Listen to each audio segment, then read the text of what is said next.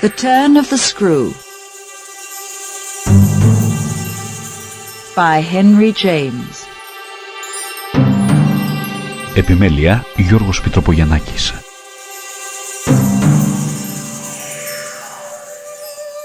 The story had held us, round the fire, sufficiently breathless, but except the obvious remark that it was gruesome as, on Christmas Eve in an old house, a strange tale should essentially be, I remember no comment uttered, till somebody happened to say that it was the only case he had met in which such a visitation had fallen on a child. The case, I may mention, was that of an apparition in just such an old house as had gathered us for the occasion, an appearance of a dreadful kind, to a little boy sleeping in the room with his mother and waking her up in the terror of it, waking her not to dissipate his dread and soothe him to sleep again, but to encounter also, herself, before she had succeeded in doing so, the same sight that had shaken him. It was this observation that drew from Douglas, not immediately but later in the evening, a reply that had the interesting consequence to which I call attention. Someone else told a story not particularly effective which I saw he was not following. This I took for a sign that he had himself something to produce, and that we should only have to wait. We waited in fact till 2 nights later, but that same evening, before we scattered, he brought out what was in his mind. I quite agree, in regard to Griffin's ghost, or whatever it was, that its appearing first to the little boy, at so tender an age, adds a particular touch. But it's not the first occurrence of its charming kind that I know to have involved a child. If the child gives the effect another turn of the screw, what do you say to 2 children? We say, of course, somebody exclaimed, that they give 2 turns, also that we want to hear about them. I can see Douglas there before the fire, to which he had got up to present his back, looking down at his interlocutor with his hands in his pockets. Nobody but me till now has ever heard. It's quite too horrible. This naturally was declared by several voices to give the thing the utmost price, and our friend with quiet art prepared his triumph by turning his eyes over the rest of us and going on. It's beyond everything. Nothing at all that I know touches it. For sheer terror, I remember asking. He seemed to say it was not so simple as that, to be really at a loss how to qualify it. He passed his hand over his eyes, made a little wincing grimace. For dreadfulness. Oh, how delicious, cried one of the women. He took no notice of her. He looked at me, but as if, instead of me, he saw what he spoke of. For general uncanny ugliness, and horror and pain. Well then, I said, just sit right down and begin.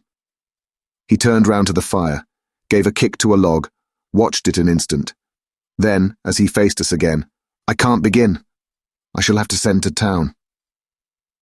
There was a unanimous groan at this, and much reproach, after which, in his preoccupied way, he explained, The story's written.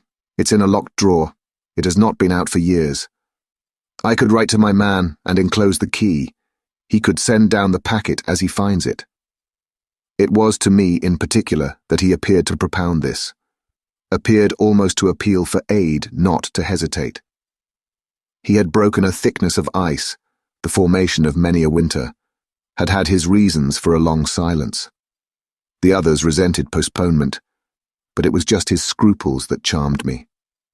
I adjured him to write by the first post, and to agree with us for an early hearing. Then I asked him if the experience in question had been his own. To this his answer was prompt. Oh, thank God, no. And is the record yours? You took the thing down? Nothing but the impression. I took that here. He tapped his heart. I've never lost it. Then your manuscript? Is in old faded ink, and in the most beautiful hand. He hung fire again. A woman's. She has been dead these 20 years. She sent me the pages in question before she died. They were all listening now, and of course there was somebody to be arch, or at any rate to draw the inference. But if he put the inference by without a smile, it was also without irritation. She was a most charming person, but she was 10 years older than I. She was my sister's governess, he quietly said. She was the most agreeable woman I've ever known in her position. She would have been worthy of any whatever.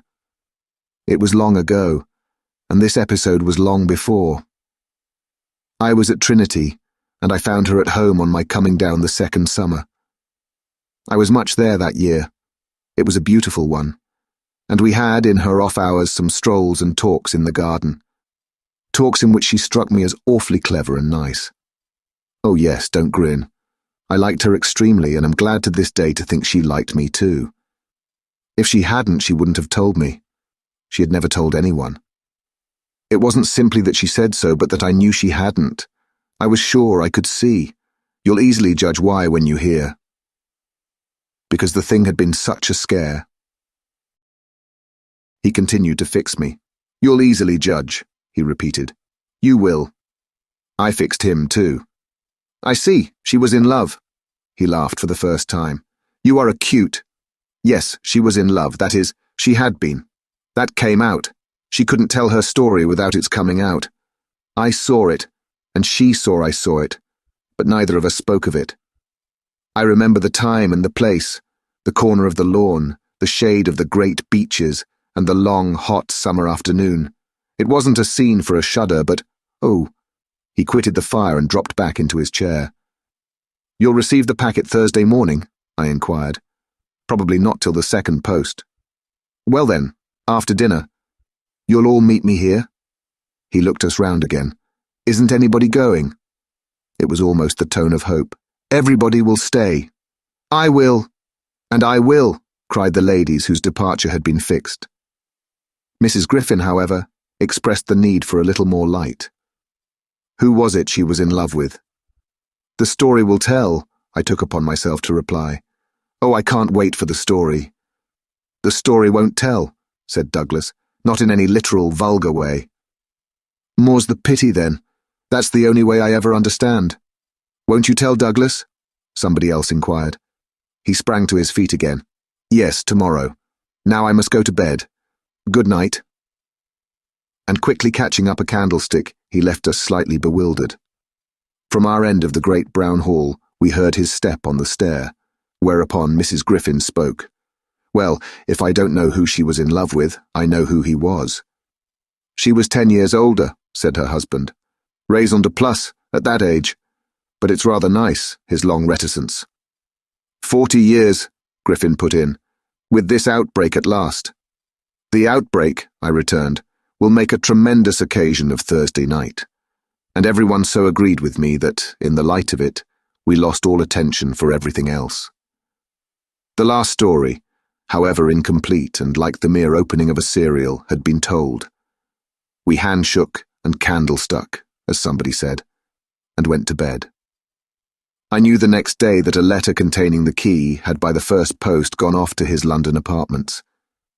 But in spite of, or perhaps just on account of, the eventual diffusion of this knowledge, we quite let him alone till after dinner, till such an hour of the evening, in fact, as might best accord with the kind of emotion on which our hopes were fixed.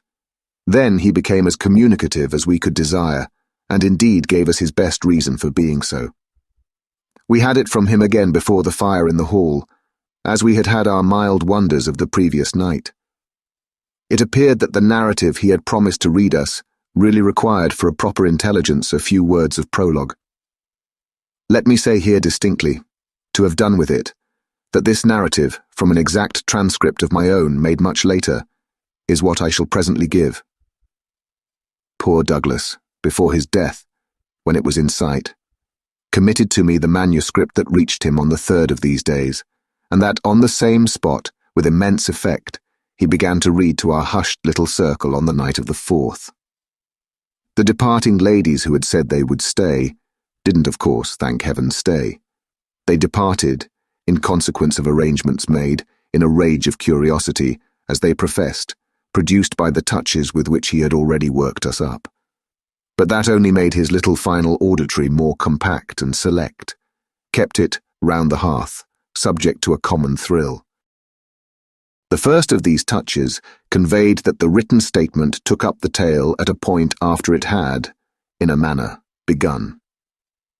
The fact to be in possession of was therefore that his old friend, the youngest of several daughters of a poor country parson, had, at the age of 20, on taking service for the first time in the schoolroom, come up to London, in trepidation, to answer in person an advertisement that had already placed her in brief correspondence with the advertiser. This person proved on her presenting herself for judgment at a house in Harley Street that impressed her as vast and imposing. This prospective patron proved a gentleman, a bachelor in the prime of life, such a figure as had never risen, save in a dream or an old novel, before a fluttered, anxious girl out of a Hampshire vicarage. One could easily fix his type. It never happily dies out. He was handsome and bold and pleasant, offhand and gay and kind. He struck her, inevitably, as gallant and splendid. But what took her most of all and gave her the courage she afterwards showed was that he put the whole thing to her as a kind of favour, an obligation he should gratefully incur. She conceived him as rich, but as fearfully extravagant, saw him all in a glow of high fashion, of good looks, of expensive habits, of charming ways with women. He had for his own town residence a big house filled with the spoils of travel and the trophies of the chase. But it was to his country home, an old family place in Essex, that he wished her immediately to proceed. He had been left by the death of their parents in India, guardian to a small nephew and a small niece, children of a younger, a military brother, whom he had lost 2 years before. These children were, by the strangest of chances for a man in his position, a lone man without the right sort of experience or a grain of patience, very heavily on his hands. It had all been a great worry, and on his own part doubtless a series of blunders, but he immensely pitied the poor chicks and had done all he could, had in particular sent them down to his other house, the proper place for them being of course the country, and kept them there from the first, with the best people he could find to look after them, parting even with his own servants to wait on them and going down himself whenever he might, to see how they were doing. The awkward thing was that they had practically no other relations, and that his own affairs took up all his time. He had put them in possession of Bly, which was healthy and secure, and had placed at the head of their little establishment, but below stairs only, an excellent woman, Mrs. Gross, whom he was sure his visitor would like, and who had formerly been maid to his mother. She was now housekeeper, and was also acting for the time as superintendent to the little girl, of whom, without children of her own, she was, by good luck, extremely fond. There were plenty of people to help, but of course the young lady who should go down as governess would be in supreme authority. She would also have in holidays to look after the small boy, who had been for a term at school, young as he was to be sent, but what else could be done? And who, as the holidays were about to begin, would be back from one day to the other. There had been for the 2 children at first a young lady who they had had the misfortune to lose. She had done for them quite beautifully. She was a most respectable person, till her death, the great awkwardness of which had precisely left no alternative but the school for little Miles. Mrs. Gross, since then in the way of manners and things, had done as she could for Flora, and there were further a cook, a housemaid, a dairywoman, an old pony, an old groom, and an old gardener, all likewise thoroughly respectable. So far had Douglas presented his picture when someone put a question. And what did the former governess die of? Of so much respectability? Our friend's answer was prompt. That will come out. I don't anticipate. Excuse me. I thought that was just what you were doing. In her successor's place, I suggested. I should have wished to learn if the office brought with it necessary danger to life. Douglas completed my thought. She did wish to learn, and she did learn. You shall hear tomorrow what she learned. Meanwhile, of course, the prospect struck her as slightly grim. She was young, untried, nervous. It was a vision of serious duties and little company, of really great loneliness. She hesitated, took a couple of days to consult and consider, but the salary offered much exceeded her modest measure, and on a second interview she faced the music. She engaged. And Douglas, with this, made a pause that, for the benefit of the company, moved me to throw in, the moral of which was, of course, the seduction exercised by the splendid young man. She succumbed to it. He got up, and as he had done the night before, went to the fire, gave a stir to a log with his foot, then stood a moment with his back to us. She saw him only twice. Yes, but that's just the beauty of her passion. A little to my surprise, on this, Douglas turned round to me. It was the beauty of it. There were others, he went on, who hadn't succumbed. He told her frankly all his difficulty, that for several applicants the conditions had been prohibitive. They were somehow simply afraid. It sounded dull. It sounded strange, and all the more so because of his main condition. Which was that she should never trouble him, but never, neither appeal nor complain nor write about anything. Only meet all questions herself, receive all moneys from his solicitor, take the whole thing over and let him alone. She promised to do this, and she mentioned to me that when, for a moment, disburdened, delighted, he held her hand, thanking her for the sacrifice, she already felt rewarded. But was that all her reward? One of the ladies asked. She never saw him again. Oh, said the lady, which, as our friend immediately left us again, was the only other word of importance contributed to the subject till, the next night, by the corner of the hearth, in the best chair, he opened the faded red cover of a thin, old-fashioned, gilt-edged album. The whole thing took indeed more nights than one, but on the first occasion the same lady put another question. What is your title? I haven't one. Oh, I have, I said. But Douglas, without heeding me, had begun to read with a fine clearness that was like a rendering to the ear of the beauty of his author's hand. Chapter 1. I remember the whole beginning as a succession of flights and drops, a little seesaw of the right throbs and the wrong. After rising, in town, to meet his appeal, I had at all events a couple of very bad days, found myself doubtful again, felt indeed sure I'd made a mistake. In this state of mind I spent the long hours of bumping, swinging coach that carried me to the stopping place at which I was to be met by a vehicle from the house. This convenience, I was told, had been ordered, and I found toward the close of the June afternoon a commodious fly in waiting for me. Driving at that hour, on a lovely day, through a country to which the summer sweetness seemed to offer me a friendly welcome, my fortitude mounted afresh, and as we turned into the avenue, encountered a reprieve that was probably but a proof of the point to which it had sunk. I suppose I had expected, or had dreaded, something so melancholy that what greeted me was a good surprise. I remember as a most pleasant impression the broad, clear front, its open windows and fresh curtains and the pair of maids looking out. I remember the lawn and the bright flowers, and the crunch of my wheels on the gravel, and the clustered treetops over which the rooks circled and cawed in the golden sky. The scene had a greatness that made it a different affair from my own scant home, and there immediately appeared at the door, with a little girl in her hand, a civil person who dropped me as decent a curtsy as if I had been the mistress or a distinguished visitor. I had received in Harley Street a narrower notion of the place, and that, as I recalled it, made me think the proprietor still more of a gentleman, suggested that what I was to enjoy might be something beyond his promise. I had no drop again till the next day, for I was carried triumphantly through the following hours by my introduction to the younger of my pupils. The little girl who accompanied Mrs. Groves appeared to me on the spot a creature so charming as to make it a great fortune to have to do with her. She was the most beautiful child I had ever seen, and I afterward wondered that my employer had not told me more of her. I slept little that night. I was too much excited, and this astonished me too, I recollect, remained with me, adding to my sense of the liberality with which I was treated.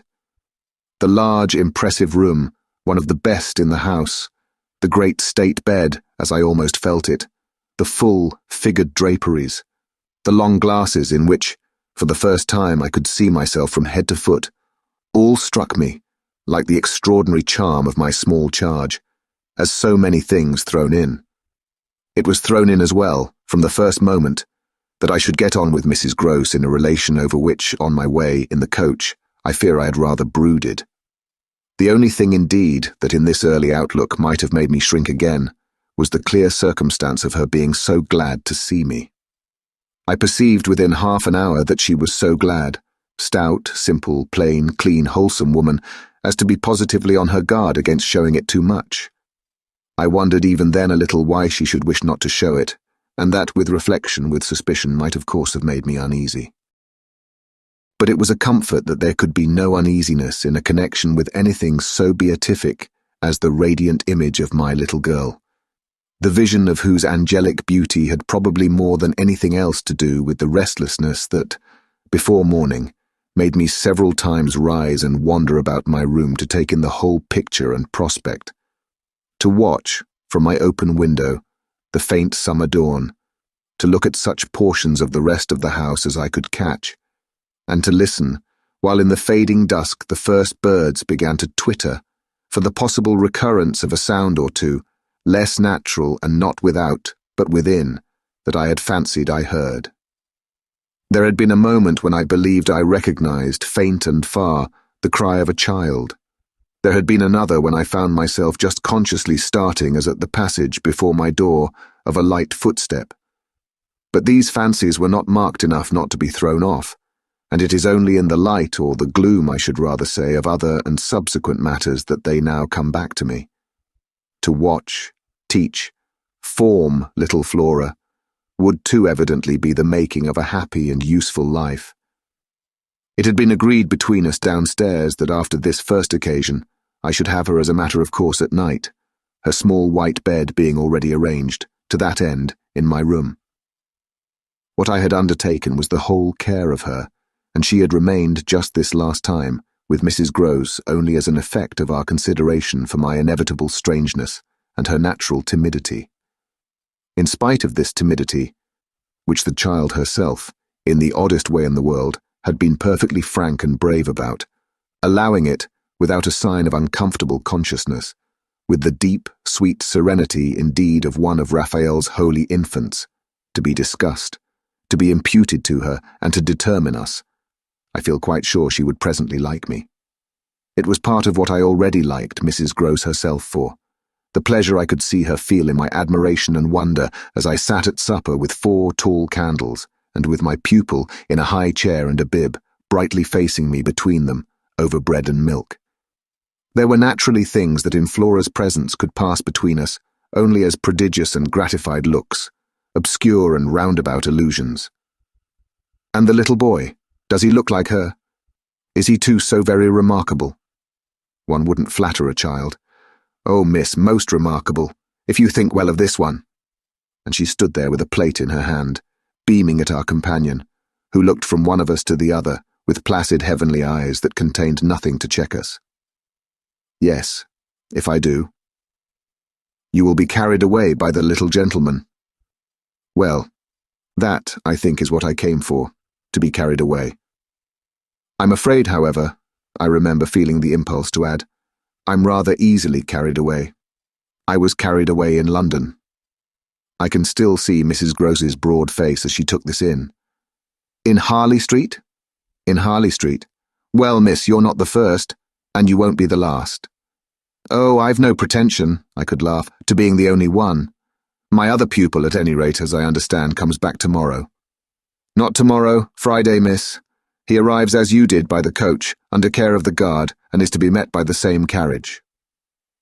I forthwith expressed that the proper as well as the pleasant and friendly thing would be therefore that on the arrival of the public conveyance I should be in waiting for him with his little sister, an idea in which Mrs. Gross concurred so heartily that I somehow took her manner as a kind of comforting pledge, never falsified, thank heaven, that we should on every question be quite at one. Oh, she was glad I was there. What I felt the next day was, I suppose, nothing that could be fairly called a reaction from the cheer of my arrival. It was probably at the most only a slight oppression produced by a fuller measure of the scale, as I walked round them, gazed up at them, took them in, of my new circumstances. They had, as it were, an extent and mass for which I had not been prepared, and in the presence of which I found myself, freshly, a little scared as well as a little proud. Lessons in this agitation certainly suffered some delay. I reflected that my first duty was, by the gentlest arts I could contrive, to win the child into the sense of knowing me. I spent the day with her out of doors. I arranged with her, to her great satisfaction, that it should be she only, who might show me the place. She showed it step by step and room by room and secret by secret, with droll, delightful, childish talk about it, and with the result, in half an hour, of our becoming immense friends.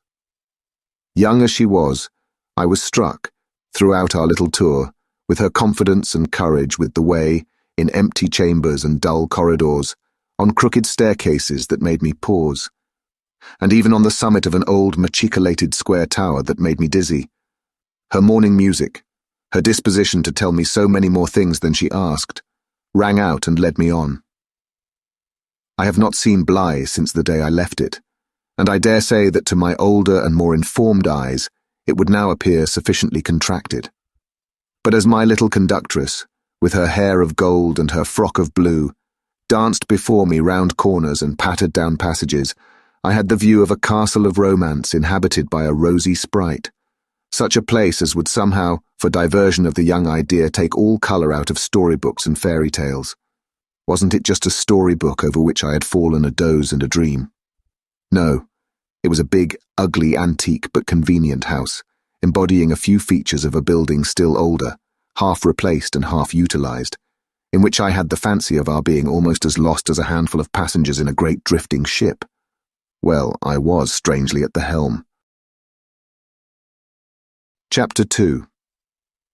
This came home to me when, 2 days later, I drove over with Flora to meet, as Mrs. Gross said, the little gentleman, and all the more for an incident that, presenting itself the second evening, had deeply disconcerted me.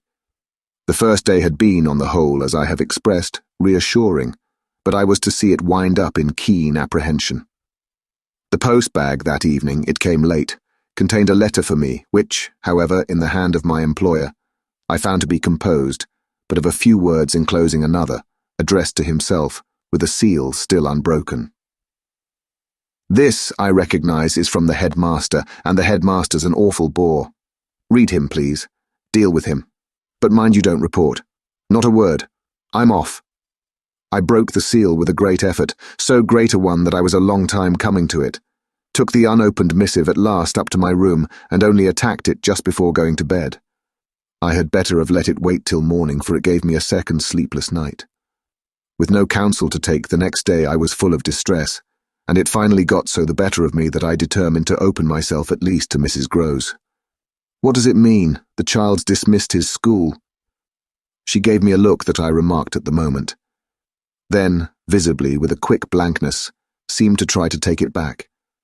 But aren't they all sent home? Yes, but only for the holidays. Miles may never go back at all. Consciously, under my attention, she reddened. They won't take him. They absolutely decline.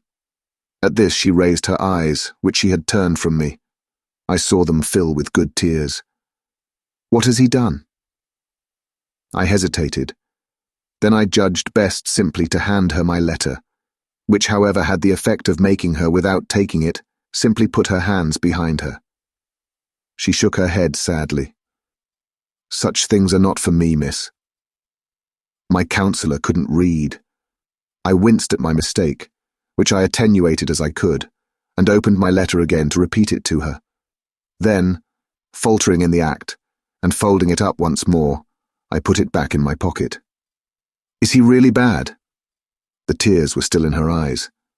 Do the gentlemen say so? They go into no particulars. They simply expressed their regret that it should be impossible to keep him. That can have only one meaning. Mrs. Groves listened with dumb emotion. She forbore to ask me what this meaning might be, so that presently, to put the thing with some coherence and with the mere aid of her presence to my own mind, I went on. That he's an injury to the others. At this, with one of the quick turns of simple folk, she suddenly flamed up. Master Miles? Him an injury? There was such a flood of good faith in it that, though I had not yet seen the child, my very fears made me jump to the absurdity of the idea. I found myself, to meet my friend the better, offering it on the spot, sarcastically, to his poor little innocent mates. It's too dreadful, cried Mrs. Gross, to say such cruel things. Why, he's scarce 10 years old. Yes, yes, it would be incredible. She was evidently grateful for such a profession. See him, miss, first, then believe it. I felt forthwith a new impatience to see him.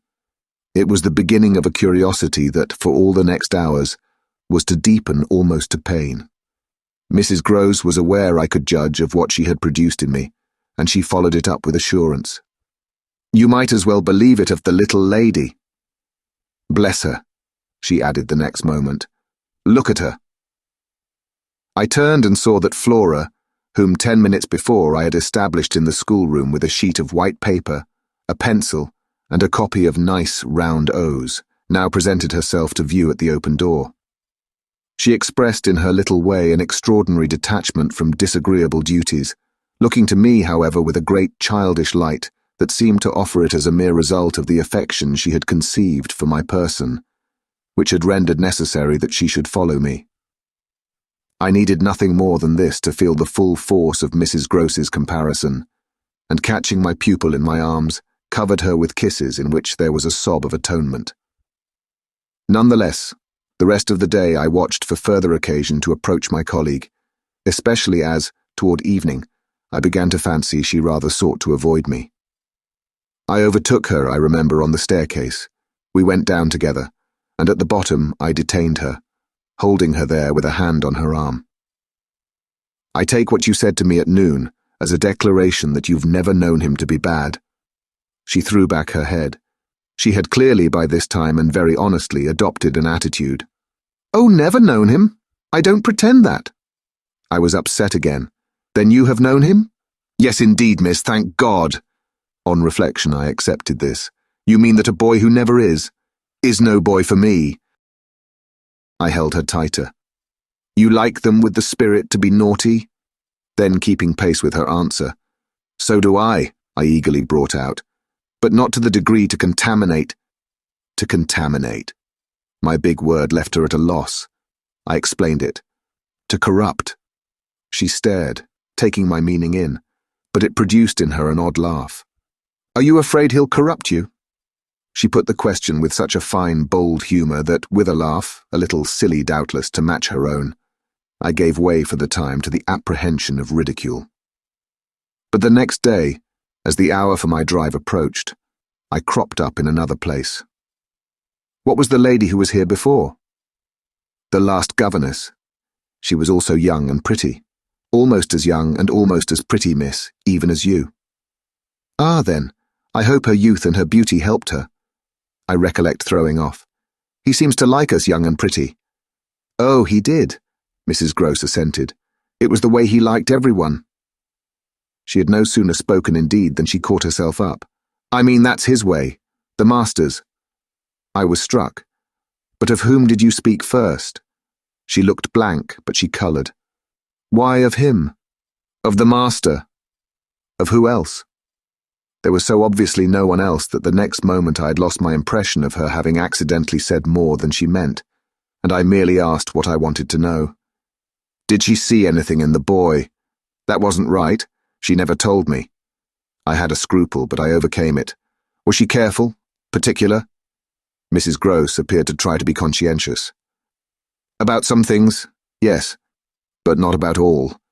Again she considered. "Well, miss, she's gone. I won't tell tales." "I quite understand your feeling," I hastened to reply, but I thought it after an instant not opposed to this concession to pursue. "Did she die here?" "No, she went off." I don't know what there was in this brevity of Mrs. Gross's that struck me as ambiguous. "Went off to die?" Mrs. Gross looked straight out of the window, but I felt that, hypothetically, I had a right to know what young persons engaged for Bly were expected to do. "She was taken ill, you mean, and went home?" "She was not taken ill, so far as appeared in this house. She left it at the end of the year to go home, as she said, for a short holiday, to which the time she had put in had certainly given her a right. We had then a young woman, a nursemaid who had stayed on and who was a good girl and clever, and she took the children all together for the interval. But our young lady never came back, and at the very moment I was expecting her, I heard from the master that she was dead. I turned this over. But of what? He never told me. "But please, miss," said Mrs. Gross, "I must get to my work."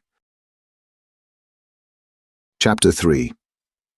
Her thus turning her back on me was fortunately not, for my just preoccupations, a snub that could check the growth of our mutual esteem. We met after I had brought home little Miles, more intimately than ever on the ground of my stupefaction, my general emotion. So monstrous was I then ready to pronounce it that such a child as had now been revealed to me should be under an interdict. I was a little late on the scene, and I felt, as he stood wistfully looking out for me before the door of the inn at which the coach had put him down, that I had seen him, on the instant without and within, in the great glow of freshness, the same positive fragrance of purity, in which I had from the first moment seen his little sister. He was incredibly beautiful, and Mrs. Gross had put her finger on it. Everything but a sort of passion of tenderness for him was swept away by his presence. What I then and there took him to my heart, for was something divine that I have never found to the same degree in any child, his indescribable little air of knowing nothing in the world but love. It would have been impossible to carry a bad name with a greater sweetness of innocence, and by the time I had got back to Bly with him, I remained merely bewildered. So far, that is, as I was not outraged by the sense of the horrible letter locked up in my room, in a drawer. As soon as I could compass a private word with Mrs. Gross, I declared to her that it was grotesque. She promptly understood me. "You mean the cruel charge? It doesn't live an instant. My dear woman, look at him." She smiled at my pretension to have discovered his charm. "I assure you, miss, I do nothing else." "What will you say then?" she immediately added. In answer to the letter, I had made up my mind. "Nothing." "And to his uncle?" I was incisive. "Nothing." "And to the boy himself?" I was wonderful. "Nothing." She gave with her apron a great wipe to her mouth. "Then I'll stand by you. We'll see it out." "We'll see it out," I ardently echoed, giving her my hand to make it a vow. She held me there a moment, then whisked up her apron again with her detached hand. "Would you mind, miss, if I used the freedom—" "To kiss me? No!" I took the good creature in my arms, and after we had embraced like sisters, felt still more fortified and indignant. This, at all events, was for the time. A time so full that, as I recall the way it went, it reminds me of all the art I now need to make it a little distinct. What I look back at with amazement is the situation I accepted. I had undertaken, with my companion, to see it out, and I was under a charm, apparently, that could smooth away the extent and the far and difficult connections of such an effort. I was lifted aloft on a great wave of infatuation and pity.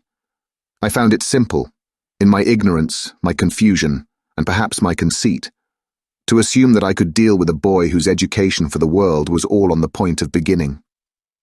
I'm unable even to remember at this day what proposal I framed for the end of his holidays and the resumption of his studies. Lessons with me indeed that charming summer, we all had a theory that he was to have. But I now feel that for weeks the lessons must have been rather my own. I learned something, at first certainly, that had not been one of the teachings of my small, smothered life. Learned to be amused, and even amusing, and not to think for the morrow. It was the first time, in a manner, that I had known space and air and freedom, all the music of summer and all the mystery of nature. And then there was consideration, and consideration was sweet. Oh, it was a trap, not designed but deep to my imagination, to my delicacy, perhaps to my vanity, to whatever in me was most excitable. The best way to picture it all is to say that I was off my guard. They gave me so little trouble. They were of a gentleness so extraordinary. I used to speculate, but even this with a dim disconnectedness, as to how the rough future, for all futures are rough, would handle them and might bruise them. They had the bloom of health and happiness. And yet, as if I had been in charge of a pair of little grandees, of princes of the blood for whom everything, to be right, would have to be enclosed and protected, the only form that in my fancy the after years could take for them was that of a romantic, a really royal extension of the garden and the park. It may be, of course, above all, that what suddenly broke into this gives the previous time a charm of stillness, that hush in which something gathers or crouches. The change was actually like the spring of a beast. In the first weeks the days were long. They often, at their finest, gave me what I used to call my own hour, the hour when, for my pupils, tea-time and bedtime having come and gone, I had, before my final retirement, a small interval alone. Much as I liked my companions, this hour was the thing in the day I liked most, and I liked it best of all when, as the light faded, or rather I should say the day lingered, and the last calls of the last birds sounded, in a flushed sky, from the old trees, I could take a turn into the grounds and enjoy, almost with a sense of property that amused and flattered me, the beauty and dignity of the place. It was a pleasure at these moments to feel myself tranquil and justified, doubtless perhaps also to reflect that by my discretion, my quiet good sense and general high propriety, I was giving pleasure, if he ever thought of it, to the person to whose pressure I had responded. What I was doing was what he had earnestly hoped and directly asked of me, and that I could, after all, do it proved even a greater joy than I had expected. I dare say I fancied myself, in short, a remarkable young woman, and took comfort in the faith that this would more publicly appear. Well, I needed to be remarkable to offer a front to the remarkable things that presently gave their first sign. It was plump one afternoon, in the middle of my very hour. The children were tucked away, and I had come out for my stroll. One of the thoughts that, as I don't in the least shrink now from noting, used to be with me in these wanderings, was that it would be as charming as a charming story suddenly to meet someone. Someone would appear there at the turn of a path and would stand before me and smile and approve. I didn't ask more than that. I only asked that he should know, and the only way to be sure he knew would be to see it, and the kind light of it, in his handsome face. That was exactly present to me, by which I mean the face was, when on the first of these occasions, at the end of a long June day, I stopped short on emerging from one of the plantations and coming into view of the house. What arrested me on the spot, and with a shock much greater than any vision had allowed for, was the sense that my imagination had, in a flash, turned real. He did stand there, but high up, beyond the lawn and at the very top of the tower to which, on that first morning, little Flora had conducted me. This tower was one of a pair, square, incongruous, crenellated structures that were distinguished for some reason, though I could see little difference as the new and the old. They flanked opposite ends of the house, and were probably architectural absurdities, redeemed in a measure indeed by not being wholly disengaged, nor of a height too pretentious, dating, in their gingerbread antiquity, from a romantic revival that was already a respectable past. I admired them, had fancies about them, for we could all profit in a degree, especially when they loomed through the dusk, by the grandeur of their actual battlements. Yet it was not at such an elevation that the figure I had so often invoked seemed most in place. It produced in me, this figure, in the clear twilight, I remember, two distinct gasps of emotion, which were, sharply, the shock of my first and that of my second surprise. My second was a violent perception of the mistake of my first. The man who met my eyes was not the person I had precipitately supposed. There came to me thus a bewilderment of vision of which, after these years, there is no living view that I can hope to give.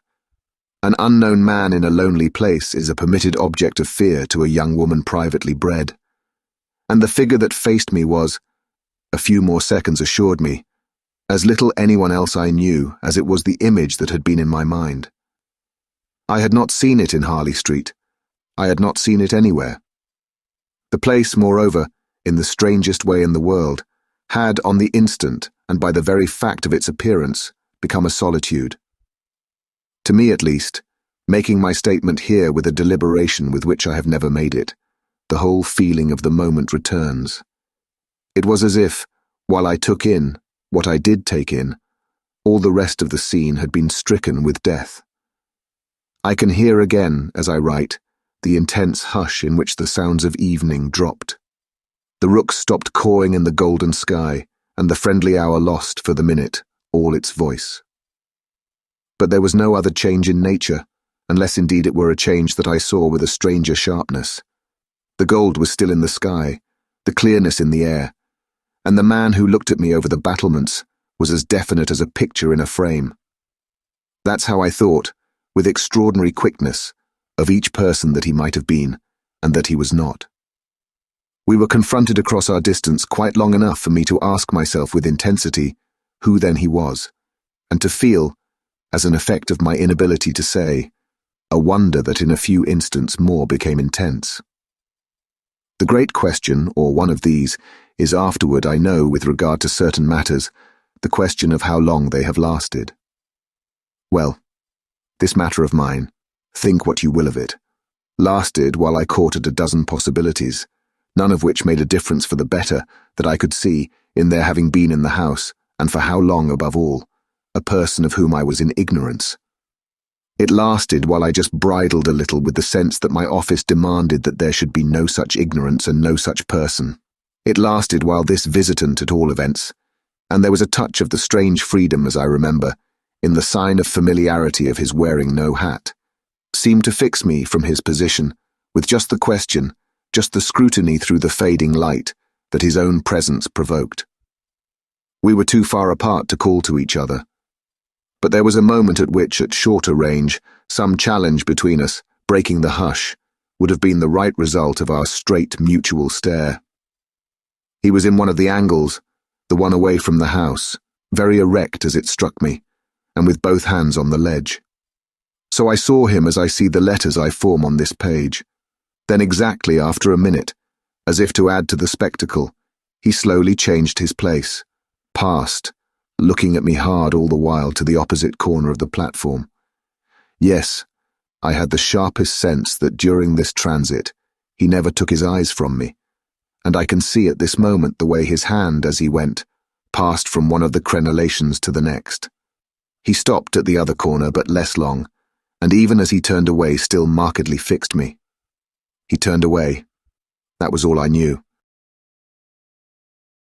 Chapter 4. It was not that I didn't wait on this occasion for more, for I was rooted as deeply as I was shaken. Was there a secret at Bly, a mystery of Udolpho, or an insane and unmentionable relative kept in unsuspected confinement? I can't say how long I turned it over, or how long, in a confusion of curiosity and dread, I remained where I had had my collision. I only recall that when I re-entered the house, darkness had quite closed in. Agitation, in the interval, certainly had held me and driven me, for I must, in circling about the place, have walked 3 miles.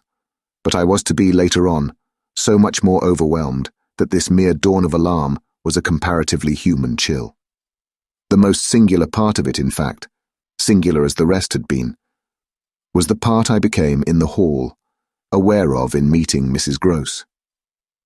This picture comes back to me in the general train, the impression, as I received it on my return, of the wide white-panelled space, bright in the lamplight, and with its portraits and red carpet, and of the good surprised look of my friend, which immediately told me she had missed me.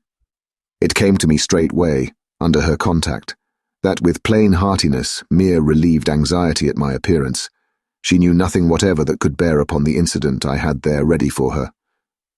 I had not suspected in advance that her comfortable face would pull me up, and I somehow measured the importance of what I had seen by my thus finding myself hesitate to mention it. Scarce anything in the whole history seems to me so odd as this fact, that my real beginning of fear was one, as I may say, with the instinct of sparing my companion. On the spot, accordingly, in the pleasant hall, and with her eyes on me, I, for a reason that I couldn't then have phrased, achieved an inward resolution, offered a vague pretext for my lateness, and with the plea of the beauty of the night and of the heavy dew and wet feet, went as soon as possible to my room. Here it was another affair. Here, for many days after, it was a queer affair enough. There were hours from day to day, or at least there were moments, snatched even from clear duties, when I had to shut myself up to think. It was not so much yet that I was more nervous than I could bear to be, as that I was remarkably afraid of becoming so. For the truth I had now to turn over was, simply and clearly, the truth that I could arrive at no account whatever of the visitor with whom I had been so inexplicably, and yet, as it seemed to me, so intimately concerned. It took little time to see that I could sound without forms of inquiry, and without exciting remark any domestic complications. The shock I had suffered must have sharpened all my senses, I felt sure at the end of 3 days, and as the result of mere closer attention, that I had not been practiced upon by the servants, nor made the object of any game. Of whatever it was that I knew, nothing was known around me. There was but one sane inference.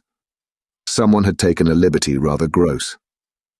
That was what, repeatedly, I dipped into my room and locked the door to say to myself. We had been collectively subject to an intrusion. Some unscrupulous traveller, curious in old houses, had made his way in unobserved, enjoyed the prospect from the best point of view, and then stolen out as he came. If he had given me such a bold, hard stare, that was but a part of his indiscretion. The good thing, after all, was that we should surely see no more of him. This was not so good a thing, I admit, as not to leave me to judge that what essentially made nothing else much signify was simply my charming work. My charming work was just my life with Miles and Flora, and through nothing could I so like it as through feeling that I could throw myself into it in trouble. The attraction of my small charges was a constant joy, leading me to wonder afresh at the vanity of my original fears, the distaste I had begun by entertaining for the probable grey prose of my office. There was to be no grey prose, it appeared, and no long grind. So how could work not be charming that presented itself as daily beauty? It was all the romance of the nursery and the poetry of the schoolroom. I don't mean by this, of course, that we studied only fiction and verse. I mean I can express no otherwise the sort of interest my companions inspired. How can I describe that except by saying that instead of growing used to them, and it's a marvel for a governess, I call the sisterhood to witness, I made constant fresh discoveries. There was one direction, assuredly, in which these discoveries stopped. Deep obscurity continued to cover the region of the boys' conduct at school. It had been promptly given me, I have noted, to face that mystery without a pang. Perhaps even it would be nearer the truth to say that, without a word, he himself had cleared it up. He had made the whole charge absurd. My conclusion bloomed there with the real rose flush of his innocence. He was only too fine and fair for the little, horrid, unclean schoolworld, and he had paid a price for it. I reflected acutely that the sense of such differences, such superiorities of quality, always on the part of the majority, which could include even stupid, sordid headmasters, turn infallibly to the vindictive. Both the children had a gentleness, it was their only fault and it never made Miles a muff, that kept them, how shall I express it, almost impersonal, and certainly quite unpunishable. They were like the cherubs of the anecdote, who had, morally at any rate, nothing to whack. I remember feeling with Miles in especial as if he had had, as it were, no history. We expect of a small child a scant one, but there was in this beautiful little boy something extraordinarily sensitive, yet extraordinarily happy, that more than in any creature of his age I have seen, struck me as beginning anew each day. He had never for a second suffered. I took this as a direct disproof of his having really been chastised. If he had been wicked, he would have caught it, and I should have caught it by the rebound. I should have found the trace. I found nothing at all, and he was therefore an angel. He never spoke of his school, never mentioned a comrade or a master, and I, for my part, was quite too much disgusted to allude to them. Of course I was under the spell, and the wonderful part is that even at the time, I perfectly knew I was. But I gave myself up to it. It was an antidote to any pain, and I had more pains than one. I was in receipt in these days of disturbing letters from home, where things were not going well. But with my children, what things in the world mattered? That was the question I used to put to my scrappy retirements. I was dazzled by their loveliness. There was a Sunday, to get on, when it rained with such force and for so many hours that there could be no procession to church, in consequence of which, as the day declined, I had arranged with Mrs. Gross that, should the evening show improvement, we would attend together the late service. The rain happily stopped, and I prepared for our walk, which, through the park and by the good road to the village, would be a matter of 20 minutes. Coming downstairs to meet my colleague in the hall, I remembered a pair of gloves that had required 3 stitches, and that had received them, with a publicity perhaps not edifying, while I sat with the children at their tea, served on Sundays, by exception, in that cold, clean temple of mahogany and brass, the grown-up dining room. The gloves had been dropped there, and I turned in to recover them. The day was grey enough, but the afternoon light still lingered, and it enabled me, on crossing the threshold, not only to recognize, on a chair near the wide window, then closed, the articles I wanted, but to become aware of a person on the other side of the window and looking straight in. One step into the room had sufficed. My vision was instantaneous. It was all there. The person looking straight in was the person who had already appeared to me. He appeared thus again with, I won't say greater distinctness, for that was impossible, but with a nearness that represented a forward stride in our intercourse, and made me, as I met him, catch my breath and turn cold. He was the same. He was the same, and seen this time, as he had been seen before from the waist up, the window, though the dining room was on the ground floor, not going down to the terrace on which he stood. His face was close to the glass, yet the effect of this better view was, strangely, only to show me how intense the former had been. He remained but a few seconds, long enough to convince me he also saw and recognized, but it was as if I had been looking at him for years, and had known him always. Something, however, happened this time that had not happened before. His stare into my face, through the glass and across the room, was as deep and hard as then, but it quitted me for a moment, during which I could still watch it, see it fix successively several other things. On the spot there came to me the added shock of a certitude that it was not for me he had come there. He had come for someone else. The flash of this knowledge, for it was knowledge in the midst of dread, produced in me the most extraordinary effect. Started as I stood there, a sudden vibration of duty and courage. I say courage because I was beyond all doubt already far gone. I bounded straight out of the door again, reached that of the house, got in an instant upon the drive, and passing along the terrace as fast as I could rush, turned a corner and came full in sight. But it was in sight of nothing now. My visitor had vanished. I stopped. I almost dropped, with the real relief of this, but I took in the whole scene. I gave him time to reappear. I call it time, but how long was it? I can't speak to the purpose today of the duration of these things. That kind of measure must have left me. They couldn't have lasted as they actually appeared to me to last. The terrace and the whole place, the lawn and the garden beyond it, all I could see of the park were empty with a great emptiness. There were shrubberies and big trees, but I remember the clear assurance I felt that none of them concealed him. He was there, or was not there. Not there if I didn't see him. I got hold of this. Then, instinctively, instead of returning as I had come, went to the window. It was confusedly present to me that I ought to place myself where he had stood. I did so. I applied my face to the pane and looked, as he had looked, into the room. As if, at this moment, to show me exactly what his range had been, Mrs. Gross, as I had done for himself just before, came in from the hall. With this, I had the full image of a repetition of what had already occurred. She saw me as I had seen my own visitant. She pulled up short as I had done. I gave her something of the shock that I had received. She turned white, and this made me ask myself if I had blanched as much.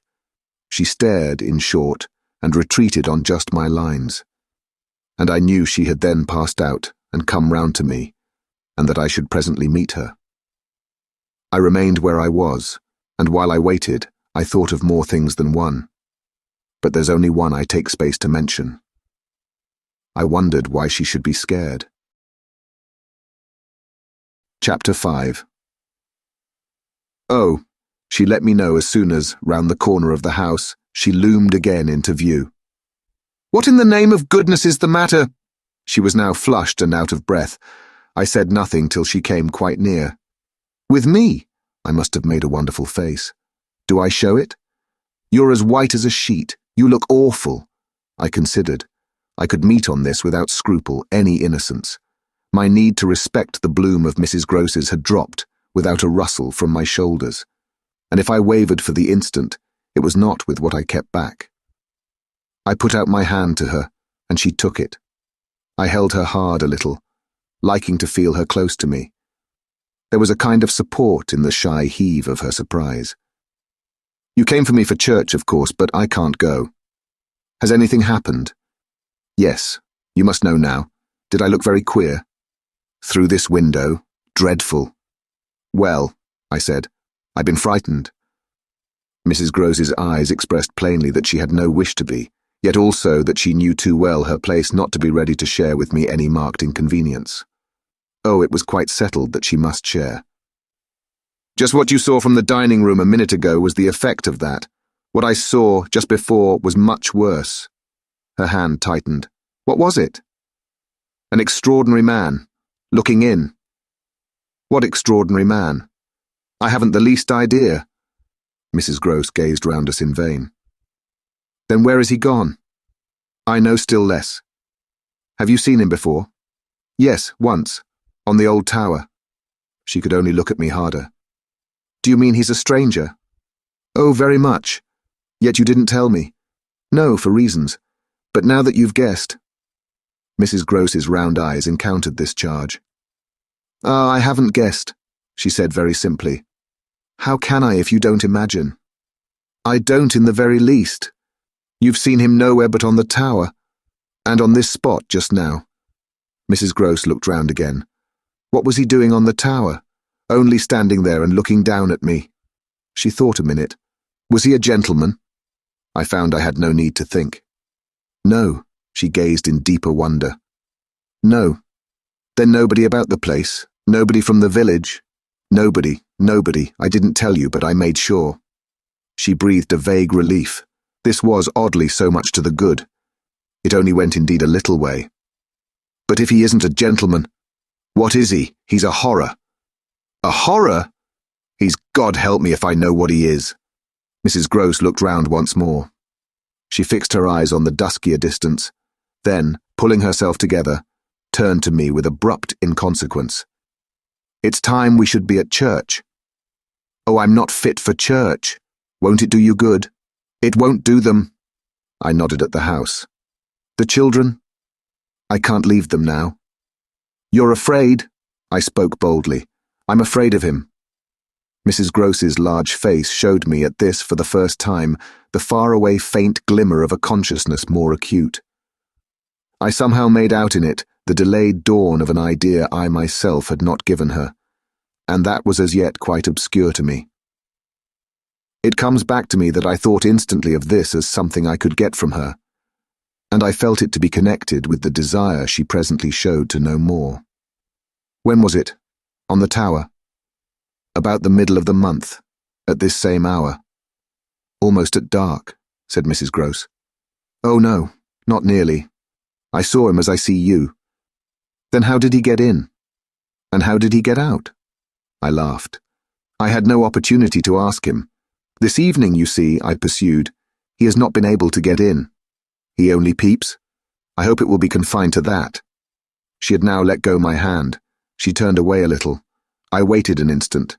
Then I brought out, Go to church. Goodbye. I must watch. Slowly, she faced me again. Do you fear for them? We met in another long look. Don't you? Instead of answering, she came nearer to the window and, for a minute, applied her face to the glass. You see how he could see? I meanwhile went on. She didn't move. How long was he here? Till I came out. I came to meet him. Mrs. Grose at last turned round, and there was still more in her face. I couldn't have come out. Neither could I laughed again. But I did come. I have my duty. So have I mine, she replied, after which she added, What is he like? I've been dying to tell you, but he's like nobody. Nobody, she echoed. He has no hat. Then, seeing in her face that she already, in this with a deeper dismay, found a touch of picture, I quickly added stroke to stroke. He has red hair, very red, close curling, and a pale face, long in shape, with straight, good features and little, rather queer whiskers that are as red as his hair. His eyebrows are somehow darker. They look particularly arched, and as if they might move a good deal. His eyes are sharp, strange, awfully. But I only know clearly that they're rather small and very fixed. His mouth's wide and his lips are thin, and except for his little whiskers, he's quite clean-shaven. He gives me a sort of sense of looking like an actor. An actor? It was impossible to resemble one less, at least, than Mrs. Gross at that moment. I've never seen one, but so I suppose them. He's tall, active, erect, I continued, but never a gentleman. My companion's face had blanched as I went on. Her round eyes started and her mild mouth gaped. A gentleman, she gasped, confounded, stupefied. A gentleman he? You know him then? She visibly tried to hold herself. But he is handsome? I saw the way to help her. Remarkably. And dressed. In somebody's clothes. They're smart, but they're not his own. She broke into a breathless affirmative groan. They're the master's! I caught it up. You do know him? She faltered but a second. Quint, she cried. Quint! Peter Quint. His own man, his valet when he was here. When the master was. Gaping still, but meeting me, she pieced it all together. He never wore his hat, but he did wear, well, there were waistcoats missed. They were both here last year. Then the master went and Quint was alone. I followed, but halting a little. Alone. Alone with us. Then, as from a deeper depth, in charge, she added. And what became of him? She hung fire so long that I was still more mystified. He went too, she brought out at last. Went where? Her expression at this became extraordinary. God knows where. He died. Died? I almost shrieked. She seemed fairly to square herself, plant herself more firmly to utter the wonder of it. Yes, Mr. Quint is dead. Chapter 6. It took, of course, more than that particular passage to place us together in presence of what we had now to live with as we could.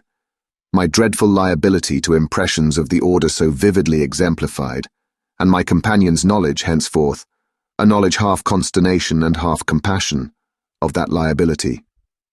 There had been this evening after the revelation left me for an hour so prostrate, there had been for either of us no attendance on any service but a little service of tears and vows, of prayers and promises, a climax to the series of mutual challenges and pledges that had straightway ensued on our retreating together to the schoolroom and shutting ourselves up there to have everything out. The result of our having everything out was simply to reduce our situation to the last rigour of its elements.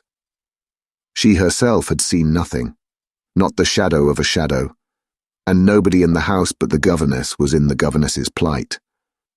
Yet she accepted without directly impugning my sanity the truth as I gave it to her, and ended by showing me on this ground an awe-stricken tenderness, an expression of the sense of my more than questionable privilege, of which the very breath has remained with me as that of the sweetest of human charities. What was settled between us accordingly that night was that we thought we might bear things together, and I was not even sure that in spite of her exemption, it was she who had the best of the burden. I knew at this hour, I think, as well as I knew later, what I was capable of meeting to shelter my pupils, but it took me some time to be wholly sure of what my honest ally was prepared for to keep terms with so compromising a contract. I was queer company enough, quite as queer as the company I received, but as I trace over what we went through, I see how much common ground we must have found in the one idea that, by good fortune, could steady us. It was the idea, the second movement, that led me straight out, as I may say, of the inner chamber of my dread. I could take the air in the court at least, and there Mrs. Groves could join me. Perfectly. Can I recall now the particular way strength came to me before we separated for the night? We had gone over and over every feature of what I had seen. He was looking for someone else, you say? Someone who was not you? He was looking for little Miles. A portentous clearness now possessed me. That's whom he was looking for. But how do you know? I know, my exultation grew. And you know, my dear. She didn't deny this, but I required, I felt, not even so much telling as that. She resumed in a moment at any rate. What if he should see him? Little Miles? That's what he wants. She looked immensely scared again. The child? Heaven forbid. The man. He wants to appear to them. That he might was an awful conception, and yet somehow I could keep it at bay, which, moreover, as we lingered there, was what I succeeded in practically proving. I had an absolute certainty that I should see again what I had already seen, but something within me said that by offering myself bravely as the sole subject of such experience, by accepting, by inviting, by surmounting it all, I should serve as an expiatory victim and guard the tranquility of my companions. The children in especial I should thus fence about and absolutely save. I recall one of the last things I said that night to Mrs. Gross. It does strike me that my pupils have never mentioned. She looked at me hard as I musingly pulled up. His having been here and the time they were with him. The time they were with him, and his name, his presence, his history in any way. Oh, the little lady doesn't remember. She never heard or knew. The circumstances of his death? I thought with some intensity. Perhaps not, but Miles would remember, Miles would know. "Ah, don't try him," broke from Mrs. Gross. I returned her the look she had given me. "Don't be afraid." I continued to think, it is rather odd that he has never spoken of him, never by the least allusion, and you tell me they were great friends. "Oh, it wasn't him," Mrs. Gross with emphasis declared. "It was Quint's own fancy. To play with him, I mean, to spoil him." She paused a moment, then she added, "Quint was much too free." This gave me, straight from my vision of his face, such a face, a sudden sickness of disgust. Too free with my boy? Too free with everyone? I forbore, for the moment, to analyze this description further than by the reflection that a part of it applied to several of the members of the household, of the half-dozen maids and men who were still of our small colony. But there was everything, for our apprehension, in the lucky fact that no discomfortable legend, no perturbation of scullions, had ever, within anyone's memory, attached to the kind old place. It had neither bad name nor ill fame, and Mrs. Gross, most apparently, only desired to cling to me and to quake in silence. I even put her, the very last thing of all, to the test. It was when, at midnight, she had her hand on the schoolroom door to take leave. "I have it from you, then, for it's of great importance, that he was definitely and admittedly bad?" "Oh, not admittedly. I knew it. But the master didn't." "And you never told him?" "Well, he didn't like tale-bearing. He hated complaints. He was terribly short with anything of that kind, and if people were all right to him, he wouldn't be bothered with more." This squared well enough with my impressions of him. He was not a trouble-loving gentleman, nor so very particular perhaps about some of the company he kept. All the same, I pressed my interlocutress. "I promise you I would have told." She felt my discrimination. "I dare say I was wrong. But really, I was afraid." "Afraid of what?" "Of things that man could do. Quint was so clever. He was so deep." I took this in still more than probably I showed. "You weren't afraid of anything else? Not of his effect?" "His effect?" she repeated with a face of anguish and waiting while I faltered. "On innocent little precious lives. They were in your charge." "No, they were not in mine," she roundly and distressfully returned. "The master believed in him and placed him here because he was supposed not to be well and the country air so good for him. So he had everything to say." "Yes." She let me have it. "Even about them. Them, that creature." I had to smother a kind of howl. "And you could bear it?" "No, I couldn't, and I can't now." And the poor woman burst into tears. A rigid control from the next day was, as I have said, to follow them, yet how often and how passionately for a week we came back together to the subject. Much as we had discussed it that Sunday night, I was, in the immediate later hours in especial, for it may be imagined whether I slept, still haunted with the shadow of something she had not told me. I myself had kept back nothing, but there was a word Mrs. Groves had kept back. I was sure, moreover, by morning, that this was not from a failure of frankness, but because on every side there were fears. It seems to me indeed, in retrospect, that by the time the morrow's sun was high, I had restlessly read into the fact before us almost all the meaning they were to receive from subsequent and more cruel occurrences. What they gave me above all was just the sinister figure of the living man. The dead one would keep a while, and of the months he had continuously passed at Bly, which added up, made a formidable stretch. The limit of this evil time had arrived only when, on the dawn of a winter's morning, Peter Quint was found, by a labourer going to early work, stone dead on the road from the village. A catastrophe explained, superficially at least, by a visible wound to his head, such a wound as might have been produced, and as on the final evidence had been, by a fatal slip, in the dark and after leaving the public house, on the steepish, icy slope, a wrong path altogether, at the bottom of which he lay. The icy slope, the turn mistaken at night and in liquor, accounted for much, practically in the end and after the inquest and boundless chatter for everything. But there had been matters in his life, strange passages and perils, secret disorders, vices more than suspected, that would have accounted for a good deal more. I scarce know how to put my story into words that shall be a credible picture of my state of mind, but I was in these days literally able to find a joy in the extraordinary flight of heroism the occasion demanded of me. I now saw that I had been asked for a service admirable and difficult, and there would be a greatness in letting it be seen, in the right quarter, that I could succeed where many another girl might have failed. It was an immense help to me. I confess I rather applaud myself as I look back, that I saw my service so strongly and so simply.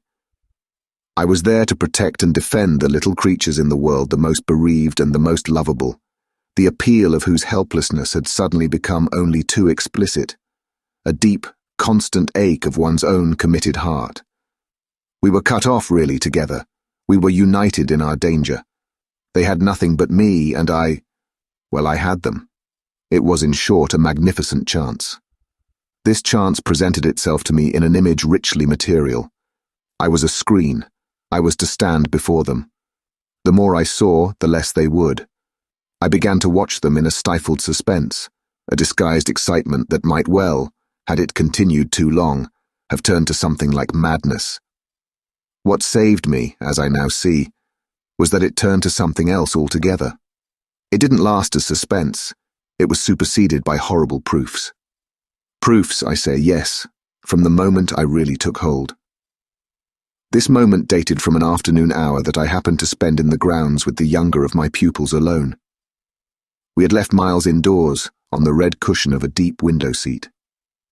He had wished to finish a book, and I had been glad to encourage a purpose so laudable in a young man whose only defect was an occasional excess of the restless.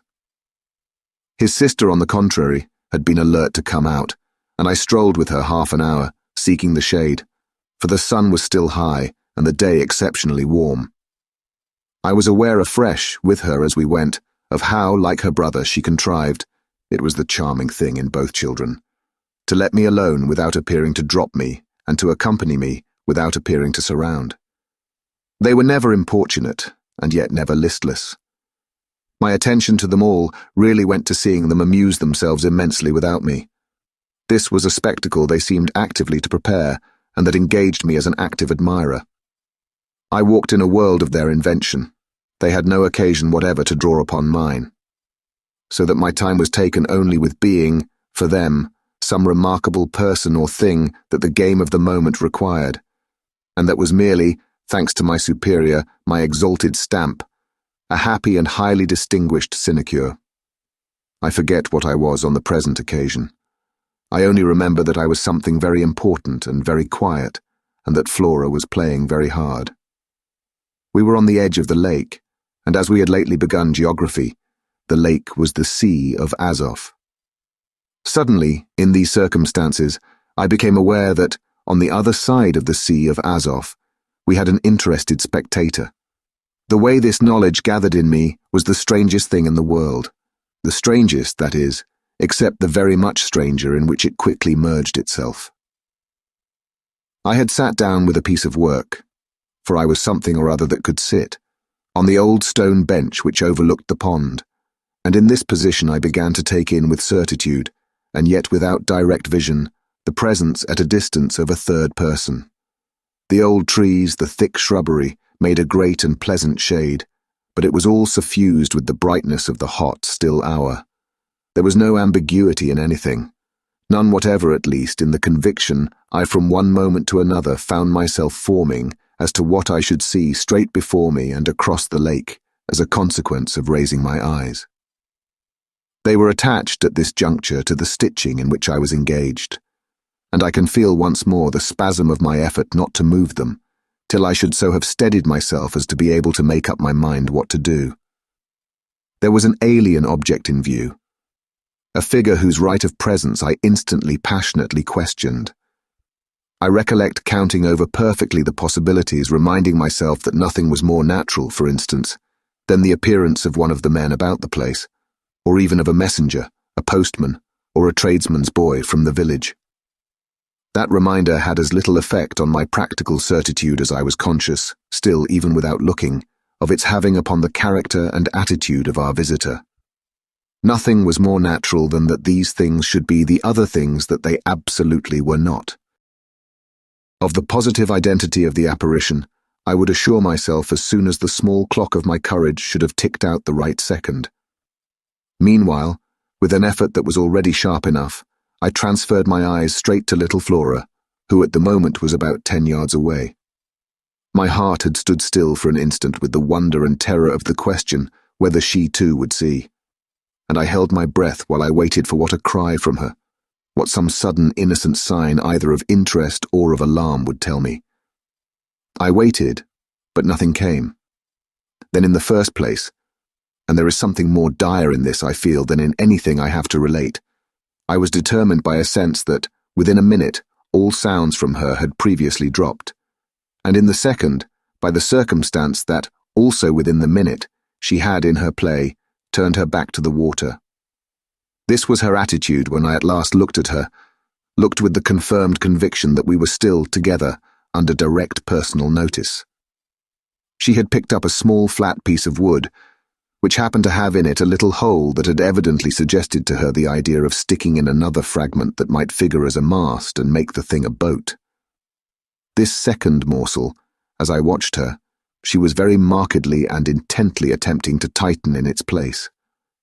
My apprehension of what she was doing sustained me so that after some seconds I felt I was ready for more. Then I again shifted my eyes. I faced what I had to face. Chapter 7. I got hold of Mrs. Gross as soon after this as I could, and I can give no intelligible account of how I fought out the interval. Yet I still hear myself cry as I fairly threw myself into her arms. "They know, it's too monstrous. They know, they know. And what on earth?" I felt her incredulity as she held me. "Why, all that we know, and heaven knows what else besides." Then, as she released me, I made it out to her, made it out perhaps only now with full coherency even to myself. 2 hours ago in the garden, I could scarce articulate. Flora saw. Mrs. Gross took it as she might have taken a blow in the stomach. "She has told you," she panted. "Not a word, that's the horror. She kept it to herself. The child of 8, that child." Unutterable still for me was the stupefaction of it. Mrs. Gross, of course, could only gape the wider. "Then how do you know?" "I was there, I saw with my eyes. Saw that she was perfectly aware."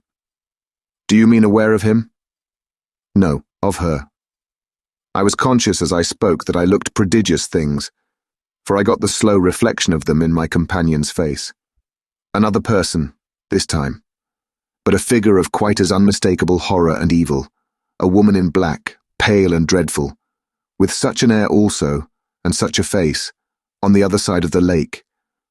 I was there with the child, quiet for the hour, and in the midst of it she came. Came how? From where? From where they come from. She just appeared and stood there, but not so near. And without coming nearer. Oh, for the effect and the feeling, she might have been as close as you. My friend, with an odd impulse, fell back a step. Was she someone you've never seen? Yes, but someone the child has. Someone you have. Then, to show how I'd thought it all out, my predecessor, the one who died. Miss Jessel. Miss Jessel, you don't believe me, I pressed. She turned right and left in her distress. How can you be sure? This drew from me, in the state of my nerves, a flash of impatience. "Then ask Flora, she's sure." But I had no sooner spoken than I caught myself up. "No, for God's sake, don't. She'll say she isn't. She'll lie." Mrs. Gross was not too bewildered instinctively to protest. "Ah, how can you? Because I'm clear, Flora doesn't want me to know. It's only then to spare you. No, there are depths. The more I go over it, the more I see in it. And the more I see in it, the more I fear. I don't know what I don't see, what I don't fear." Mrs. Gross tried to keep up with me. "You mean you're afraid of seeing her again?" "Oh no, that's nothing, now." Then I explained. "It's of not seeing her." But my companion only looked wan. "I don't understand you." "Why, it's that the child may keep it up, and that the child assuredly will, without my knowing it." At the image of this possibility, Mrs. Gross for a moment collapsed, yet presently to pull herself together again, as if from the positive force of the sense of what, should we yield an inch, there would really be to give way to. Dear, we must keep our heads, and after all, if she doesn't mind it." She even tried a grim joke. "Perhaps she likes it." Like such things, a scrap of an infant. "Isn't it just a proof of her blessed innocence?" my friend bravely inquired. She brought me for the instant almost round. "Oh, we must clutch at that, we must cling to it. If it isn't a proof of what you say, it's a proof of God knows what, for the woman's a horror of horrors." Mrs. Gross, at this, fixed her eyes a minute on the ground, then at last raising them, "Tell me how you know," she said. "Then you admit it's what she was?" I cried. "Tell me how you know," my friend simply repeated. "No, by seeing her, by the way she looked." "At you, do you mean? So wickedly?" "Dear me, no, I could have borne that. She gave me never a glance, she only fixed the child." Mrs. Gross tried to see it. "Fixed her? Ah, with such awful eyes." She stared at mine as if they might really have resembled them. "Do you mean of dislike?" "God help us, no. Of something much worse." "Worse than dislike?" This left her indeed at a loss. "With a determination, indescribable, with a kind of fury of intention." I made her turn pale. "Intention?" "To get hold of her." Mrs. Gross, her eyes just lingering on mine, gave a shudder and walked to the window, and while she stood there looking out, I completed my statement. "That's what Flora knows." After a little, she turned round. "The person was in black, you say?" "In mourning, rather poor, almost shabby. But yes, with extraordinary beauty." I now recognized to what I had at last, stroke by stroke, brought the victim of my confidence, for she quite visibly weighed this. "Oh, handsome, very, I insisted, wonderfully handsome, but infamous." She slowly came back to me. Miss Jessel was infamous. She once more took my hand in both her own, holding it as tight as if to fortify me against the increase of alarm I might draw from this disclosure. "They were both infamous," she finally said. So for a little, we faced it once more together, and I found absolutely a degree of help in seeing it now so straight. "I appreciate," I said, "the great decency of your not having hitherto spoken, but the time has certainly come to give me the whole thing." She appeared to assent to this, but still only in silence, seeing which I went on. "I must have it now. Of what did she die? Come, there was something between them. There was everything, in spite of the difference. Oh, of their rank, their condition." She brought it woefully out. "She was a lady." I turned it over, I again saw. Yes, she was a lady. "And he so dreadfully below," said Mrs. Gross. I felt that I doubtless needn't press too hard in such company, on the place of a servant in the scale. But there was nothing to prevent an acceptance of my companion's own measure of my predecessor's abasement. There was a way to deal with that, and I dealt, the more readily for my full vision, on the evidence, of our employer's late clever, good-looking own man, impudent, assured, spoiled, depraved. The fellow was a hound. Mrs. Gross considered as if it were perhaps a little a case for a sense of shades. "I've never seen one like him. He did what he wished. With her. With them all." It was as if now in my friend's own eyes Miss Jessel had again appeared. I seemed at any rate for an instant to see their evocation of her as distinctly as I had seen her by the pond, and I brought out with decision. It must have been also what she wished. Mrs. Groce's face signified that it had been indeed, but she said at the same time, "Poor woman, she paid for it." "Then you do know what she died of?" I asked. "No, I know nothing. I wanted not to know. I was glad enough I didn't, and I thanked heaven she was well out of this." "Yet you had then your idea of her real reason for leaving?" "Oh yes, as to that. She couldn't have stayed. Fancy it here for a governess. And afterward I imagined, and I still imagine, and what I imagine is dreadful." "Not so dreadful as what I do," I replied, on which I must have shown her, as I was indeed but too conscious, a front of miserable defeat. It brought out again all her compassion for me, and at the renewed touch of her kindness my power to resist broke down. I burst as I had the other time, made her burst into tears. She took me to her motherly breast, and my lamentation overflowed. "I don't do it," I sobbed in despair. "I don't save or shield them. It's far worse than I dreamed. They're lost." Chapter 8. What I had said to Mrs. Grose was true enough. There were in the matter I had put before her depths and possibilities that I lacked resolution to sound, so that when we met once more in the wonder of it, we were of a common mind about the duty of resistance to extravagant fancies. We were to keep our heads if we should keep nothing else, difficult indeed as that might be in the face of what in our prodigious experience was least to be questioned. Late that night, while the house slept, we had another talk in my room, when she went all the way with me as to its being beyond doubt that I had seen exactly what I had seen. To hold her perfectly in the pinch of that, I found I had only to ask her how, if I had made it up, I came to be able to give, of each of the persons appearing to me, a picture disclosing, to the last detail, their special marks, a portrait on the exhibition of which she had instantly recognized and named them. She wished, of course, small blame to her, to sink the whole subject, and I was quick to assure her that my own interest in it had now violently taken the form of a search for the way to escape from it. I encountered her on the ground of a probability that with recurrence, for recurrence we took for granted, I should get used to my danger, distinctly professing that my personal exposure had suddenly become the least of my discomforts. It was my new suspicion that was intolerable, and yet even to this complication the later hours of the day had brought a little ease. On leaving her, after my first outbreak, I had of course returned to my pupils, associating the right remedy for my dismay with that sense of their charm, which I had already found to be a thing I could positively cultivate, and which had never failed me yet. I had simply, in other words, plunged afresh into Flora's special society, and there become aware, it was almost a luxury, that she could put her little conscious hand straight upon the spot that ached. She had looked at me in sweet speculation, and then had accused me to my face of having cried. I had supposed I had brushed away the ugly signs, but I could literally, for the time at all events, rejoice, under this fathomless charity, that they had not entirely disappeared.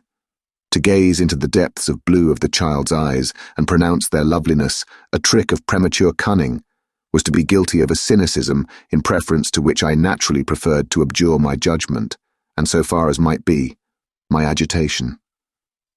I couldn't abjure for merely wanting to, but I could repeat to Mrs. Grose, as I did there, over and over in the small hours, that with their voices in the air, their pressure on one's heart, and their fragrant faces against one's cheek, everything fell to the ground but their incapacity and their beauty.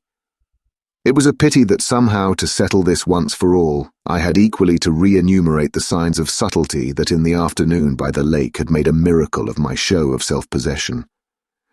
It was a pity to be obliged to re-investigate the certitude of the moment itself, and repeat how it had come to me as a revelation that the inconceivable communion I then surprised was a matter, for either party, of habit.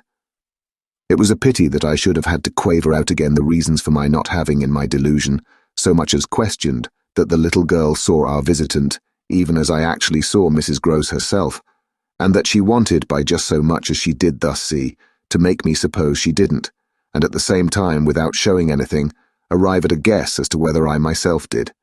It was a pity that I needed once more to describe the portentous little activity by which she sought to divert my attention. the perceptible increase of movement, the greater intensity of play, the singing, the gabbling of nonsense, and the invitation to romp. Yet if I had not indulged, to prove there was nothing in it, in this review, I should have missed the 2 or 3 dim elements of comfort that still remained to me. I should not, for instance, have been able to asseverate to my friend that I was certain, which was so much to the good, that I at least had not betrayed myself. I should not have been prompted by stress of need, by desperation of mind, I scarce know what to call it, to invoke such further aid to intelligence as might spring from pushing my colleague fairly to the wall. She had told me, bit by bit under pressure, a great deal, but a small shifty spot on the wrong side of it all still sometimes brushed my brow like the wing of a bat. And I remember how on this occasion, for the sleeping house and the concentration alike of our danger and our watch seemed to help, I felt the importance of giving the last jerk to the curtain. I don't believe anything so horrible, I recollect saying. No, let us put it definitely, my dear, that I don't. But if I did, you know, there's a thing I should require now, just without sparing you the least bit more. Oh, not a scrap, come, to get out of you. What was it you had in mind when, in our distress, before Miles came back, over the letter from his school, you said, under my insistence, that you didn't pretend for him, that he had not literally ever been bad? He has not literally ever. In these weeks that I myself have lived with him and so closely watched him, he has been an imperturbable little prodigy of delightful, lovable goodness. Therefore, you might perfectly have made the claim for him, if you had not, as it happened, seen an exception to take. What was your exception, and to what passage in your personal observation of him did you refer?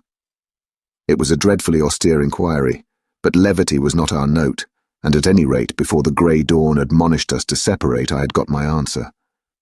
What my friend had had in mind proved to be immensely to the purpose. It was neither more nor less than the circumstance that for a period of several months Quint and the boy had been perpetually together. It was in fact the very appropriate truth that she had ventured to criticize the propriety, to hint at the incongruity of so close an alliance, and even to go so far on the subject as a frank overture to Miss Jessel. Miss Jessel had, with a most strange manner, requested her to mind her business, and the good woman had, on this, directly approached little Miles. What she had said to him, since I pressed, was that she liked to see young gentlemen not forget their station. I pressed again, of course, at this. You reminded him that Quint was only a base menial, as you might say, and it was his answer, for one thing, that was bad. And for another thing, I waited. He repeated your words to Quint. No, not that, it's just what he wouldn't. She could still impress upon me. I was sure, at any rate, she added, that he didn't, but he denied certain occasions. What occasions? When they had been about together quite as if Quint were his tutor, and a very grand one, and Miss Jessel only for the little lady. When he had gone off with the fellow, I mean, and spent hours with him. He then prevaricated about it. He said he hadn't. Her assent was clear enough to cause me to add in a moment, I see, he lied. Oh, Mrs. Gross mumbled. This was a suggestion that it didn't matter, which indeed she backed up by a further remark. You see, after all, Miss Jessel didn't mind. She didn't forbid him. I considered. Did he put that to you as a justification? At this she dropped again. No, he never spoke of it. Never mentioned her in connection with Quint. She saw, visibly flushing, where I was coming out. Well, he didn't show anything. He denied, she repeated. He denied. Lord, how I pressed her now. So that you could see he knew what was between the two wretches. I don't know, the poor woman groaned. You do know, you dear thing, I replied. Only you haven't my dreadful boldness of mind, and you keep back, out of timidity and modesty and delicacy, even the impression that, in the past, when you had without my aid to flounder about in silence, most of all made you miserable. But I shall get it out of you yet. There was something in the boy that suggested to you, I continued, that he covered and concealed their relation. Oh, he couldn't prevent. You're learning the truth? I dare say. But heavens, I fell with vehemence, a-thinking, what it shows that they must, to that extent, have succeeded in making of him. Ah, nothing that's not nice now, Mrs. Gross lugubriously pleaded. I don't wonder you looked queer, I persisted, when I mentioned to you the letter from his school. I doubt if I looked as queer as you, she retorted with homely force. And if he was so bad, then as that comes to, how is he such an angel now? Yes, indeed. And if he was a fiend at school, how?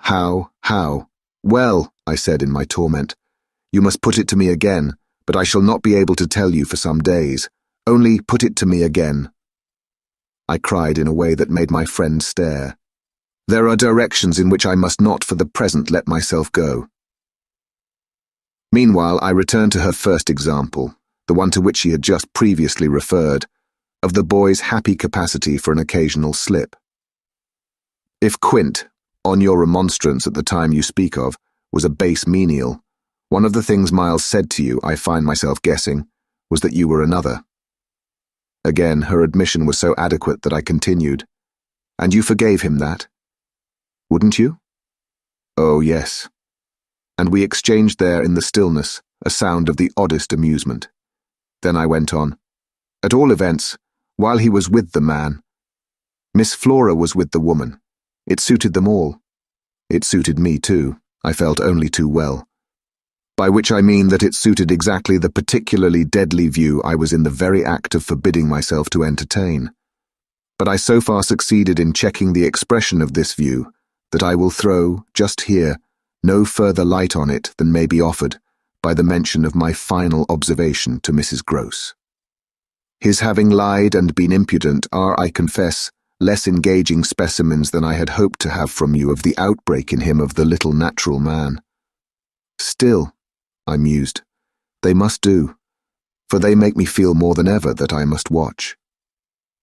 It made me blush the next minute to see in my friend's face how much more unreservedly she had forgiven him than her anecdote struck me as presenting to my own tenderness an occasion for doing.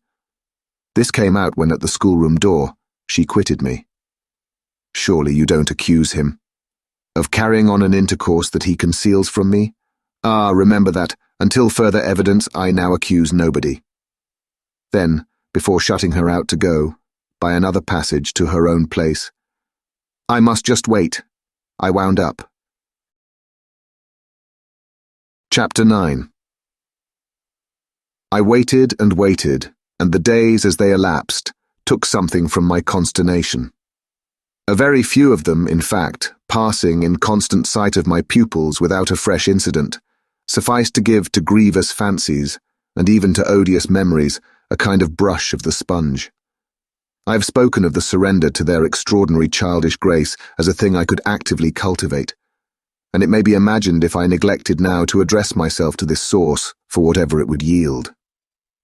Stranger than I can express, certainly, was the effort to struggle against my new lights. It would doubtless have been, however, a great attention still had it not been so frequently successful. I used to wonder how my little charges could help guessing that I thought strange things about them. And the circumstances that these things only made them more interesting was not by itself a direct aid to keeping them in the dark. I trembled lest they should see that they were so immensely more interesting. Putting things at the worst at all events, as in meditation I so often did, any clouding of their innocence could only be, blameless and foredoomed as they were, a reason the more for taking risks. There were moments when, by an irresistible impulse, I found myself catching them up and pressing them to my heart. As soon as I had done so, I used to say to myself, what will they think of that?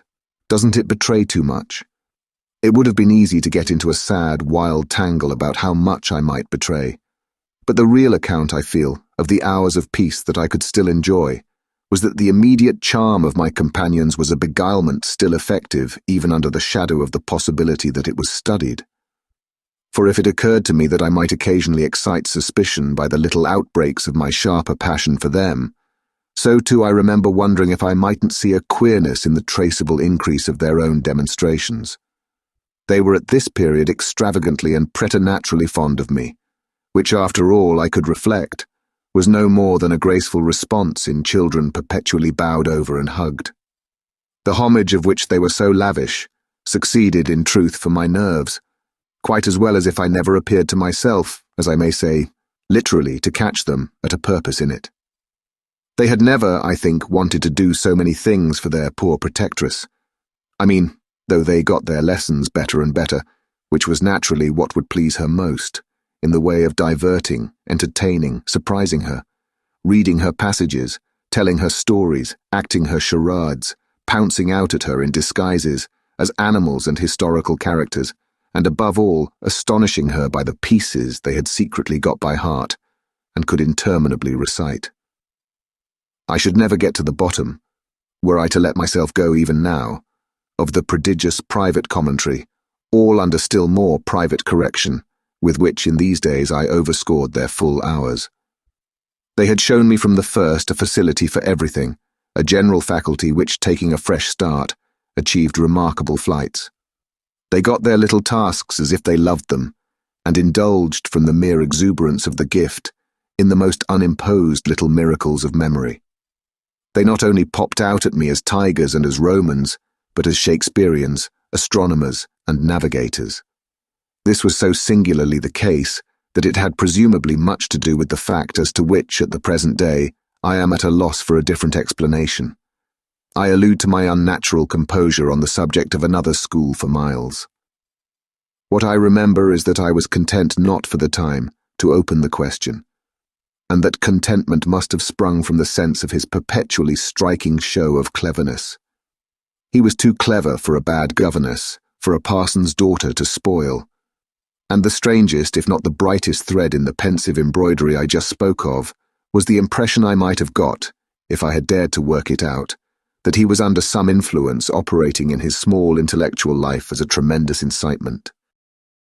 If it was easy to reflect, however, that such a boy could postpone school, it was at least as marked that for such a boy to have been kicked out by a schoolmaster was a mystification without end. Let me add that in their company now, and I was careful almost never to be out of it, I could follow no scent very far. We lived in a cloud of music and love and success and private theatricals. The musical sense in each of the children was of the quickest, but the elder in especial had a marvellous knack of catching and repeating. The schoolroom piano broke into all gruesome fancies, and when that failed, there were confabulations in corners, with a sequel of one of them going out in the highest spirits in order to come in as something new. I had had brothers myself, and it was no revelation to me that little girls could be slavish idolaters of little boys.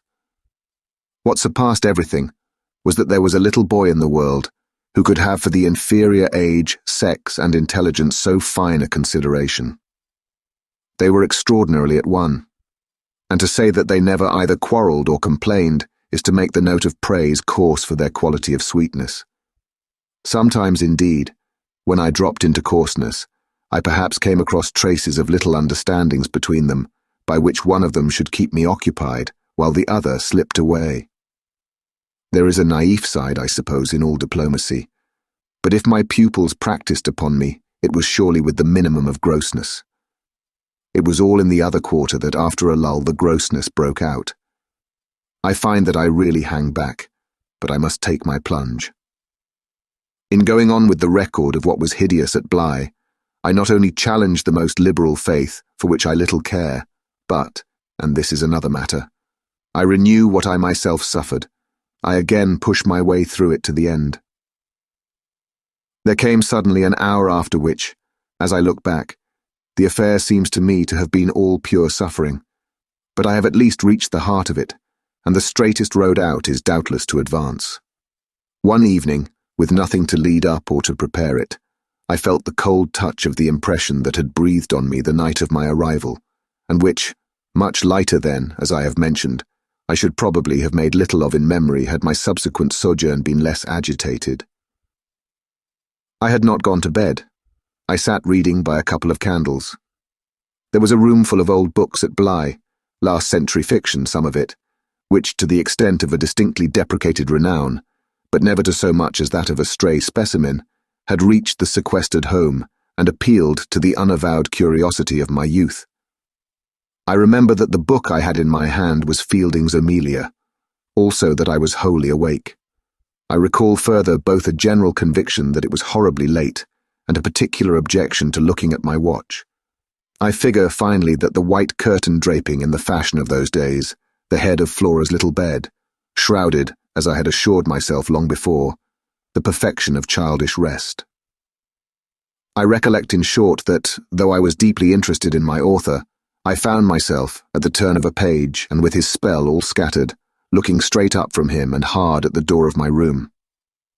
There was a moment during which I listened, reminded of the faint sense I had had the first night of there being something undefinably astir in the house, and noted the soft breath of the open casement just move the half-drawn blind. Then, with all the marks of a deliberation that must have seemed magnificent had there been anyone to admire it, I laid down my book, rose to my feet, and taking a candle, went straight out of the room and from the passage, on which my light made little impression, noiselessly closed and locked the door. I can say now neither what determined nor what guided me, but I went straight along the lobby, holding my candle high, till I came within sight of the tall window that presided over the great turn of the staircase. At this point, I precipitately found myself aware of three things. They were practically simultaneous, yet they had flashes of succession. My candle, under a bold flourish, went out, and I perceived, by the uncovered window, that the yielding dusk of earliest morning rendered it unnecessary. Without it, the next instant, I saw that there was someone on the stair.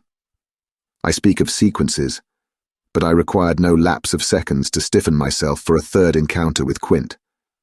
The apparition had reached the landing halfway up, and was therefore on the spot nearest the window, where at sight of me it stopped short and fixed me exactly as it had fixed me from the tower and from the garden. He knew me as well as I knew him. And so, in the cold, faint twilight, with a glimmer in the high glass and another on the polish of the oak stair below, we faced each other in our common intensity. He was absolutely on this occasion a living, detestable, dangerous presence. But that was not the wonder of wonders. I reserve this distinction for quite another circumstance, the circumstance that dread had unmistakably quitted me, and that there was nothing in me there that didn't meet and measure him. I had plenty of anguish after that extraordinary moment, but I had, thank God, no terror. And he knew I had not. I found myself at the end of an instant magnificently aware of this. I felt, in a fierce rigour of confidence, that if I stood my ground a minute I should cease, for the time at least, to have him to reckon with. And during the minute, accordingly, the thing was as human and hideous as a real interview. Hideous just because it was human as to have met alone, in the small hours, in a sleeping house, some enemy, some adventurer, some criminal. It was the dead silence of our long gaze at such close quarters that gave the whole horror, huge as it was, its only note of the unnatural. If I had met a murderer in such a place and at such an hour, we still at least would have spoken. Something would have passed in life between us. If nothing had passed, one of us would have moved. The moment was so prolonged that it would have taken but little more to make me doubt if even I were in life.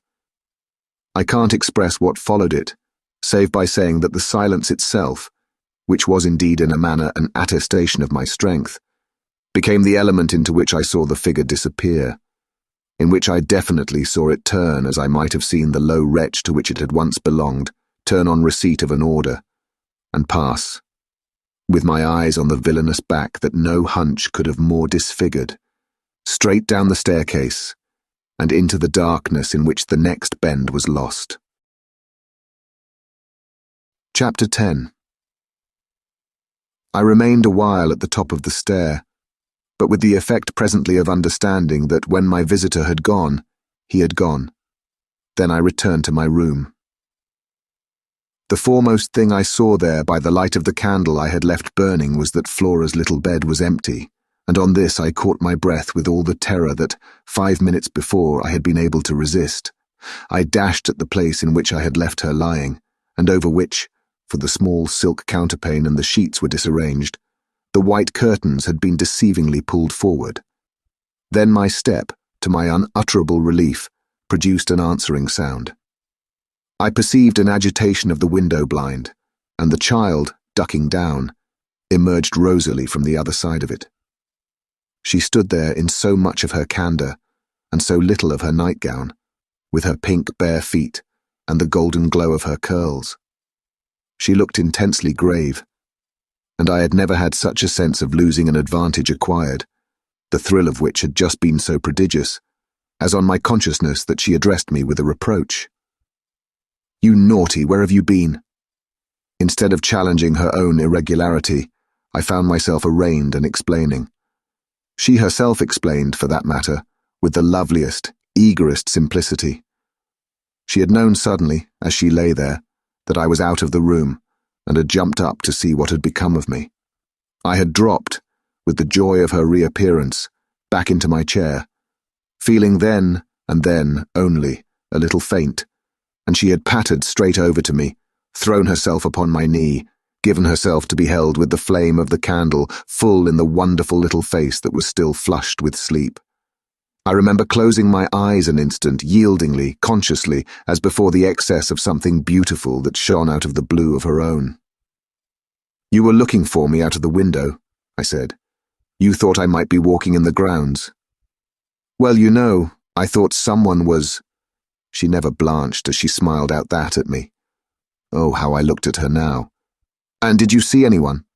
"Ah, no," she returned, almost with the full privilege of childish inconsequence, resentfully, though with a long sweetness in her little drawl of the negative. At that moment, in the state of my nerves, I absolutely believed she lied, and if I once more closed my eyes, it was before the dazzle of the 3 or 4 possible ways in which I might take this up. One of these, for a moment, tempted me with such singular intensity that, to withstand it, I must have gripped my little girl with a spasm that, wonderfully, she submitted to without a cry or a sign of fright. Why not break out at her on the spot and have it all over? Give it to her straight in her lovely little lighted face? You see, you know that you do, and that you already quite suspect I believe it. Therefore, why not frankly confess it to me, so that we may at least live with it together, and learn perhaps, in the strangeness of our fate, where we are and what it means. This solicitation dropped, alas, as it came. If I could immediately have succumbed to it, I might have spared myself. Well, you'll see what. Instead of succumbing, I sprang again to my feet, looked at her bed, and took a helpless middle way. "Why did you pull the curtain over the place to make me think you were still there?" Flora luminously considered, after which, with her little divine smile, "Because I don't like to frighten you." "But if I had, by your idea, gone out—" She absolutely declined to be puzzled. She turned her eyes to the flame of the candle as if the question were as irrelevant, or at any rate as impersonal, as Mrs. Marseille, or 9 times 9. "Oh, but you know," she quite adequately answered, "that you might come back, you dear, and that you have." And after a little, when she had got into bed, I had, for a long time, by almost sitting on her to hold her hand, to prove that I recognized the pertinence of my return. You may imagine the general complexion, from that moment, of my nights. I repeatedly sat up till I didn't know when.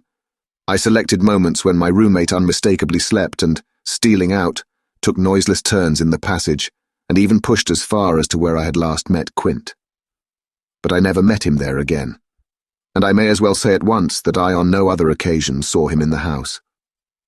I just missed, on the staircase on the other hand, a different adventure.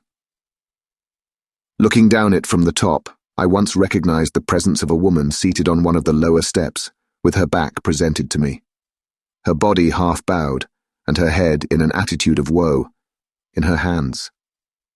I had been there but an instant, however, when she vanished without looking round at me. I knew nonetheless exactly what dreadful face she had to show, and I wondered whether, if instead of being above I had been below, I should have had for going up the same nerve I had lately shown Quint. Well, there continued to be plenty of chance for nerve. On the 11th night after my latest encounter with that gentleman, they were all numbered now, I had an alarm that perilously skirted it, and that indeed, from the particular quality of its unexpectedness, proved quite my sharpest shock. It was precisely the first night during this series that, weary with watching, I had felt that I might again without laxity lay myself down at my old hour. I slept immediately, and as I afterward knew, till about 1 o'clock. But when I woke, it was to sit straight up, as completely roused as if a hand had shook me. I had left a light burning, but it was now out, and I felt an instant certainty that Flora had extinguished it. This brought me to my feet and straight, in the darkness, to her bed, which I found she had left. A glance at the window enlightened me further, and the striking of a match completed the picture.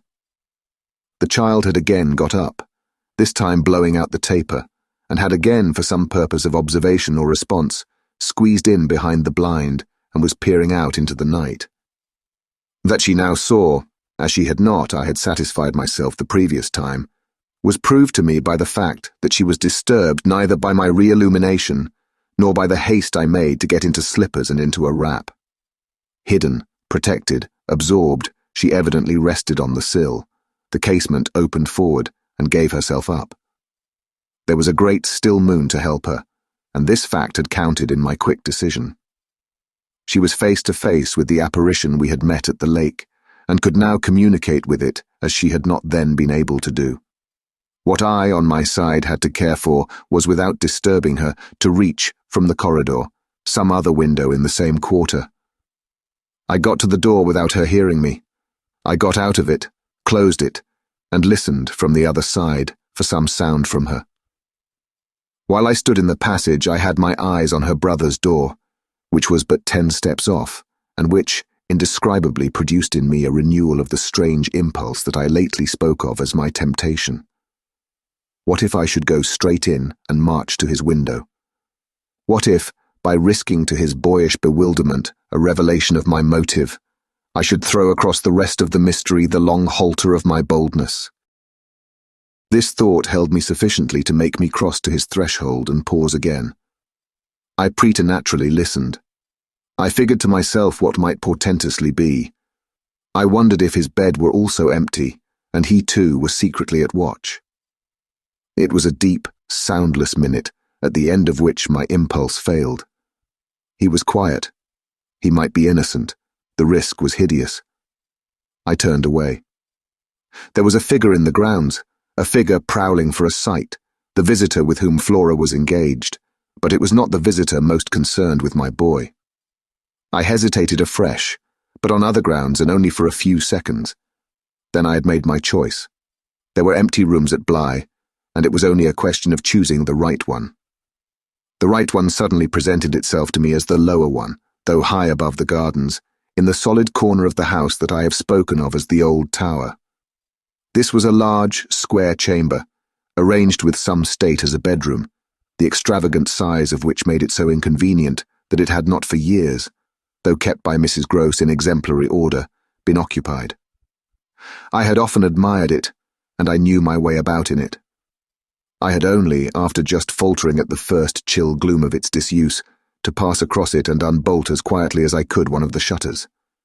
Achieving this transit, I uncovered the glass without a sound, and applying my face to the pane, was able, the darkness without being much less than within, to see that I commanded the right direction. Then I saw something more.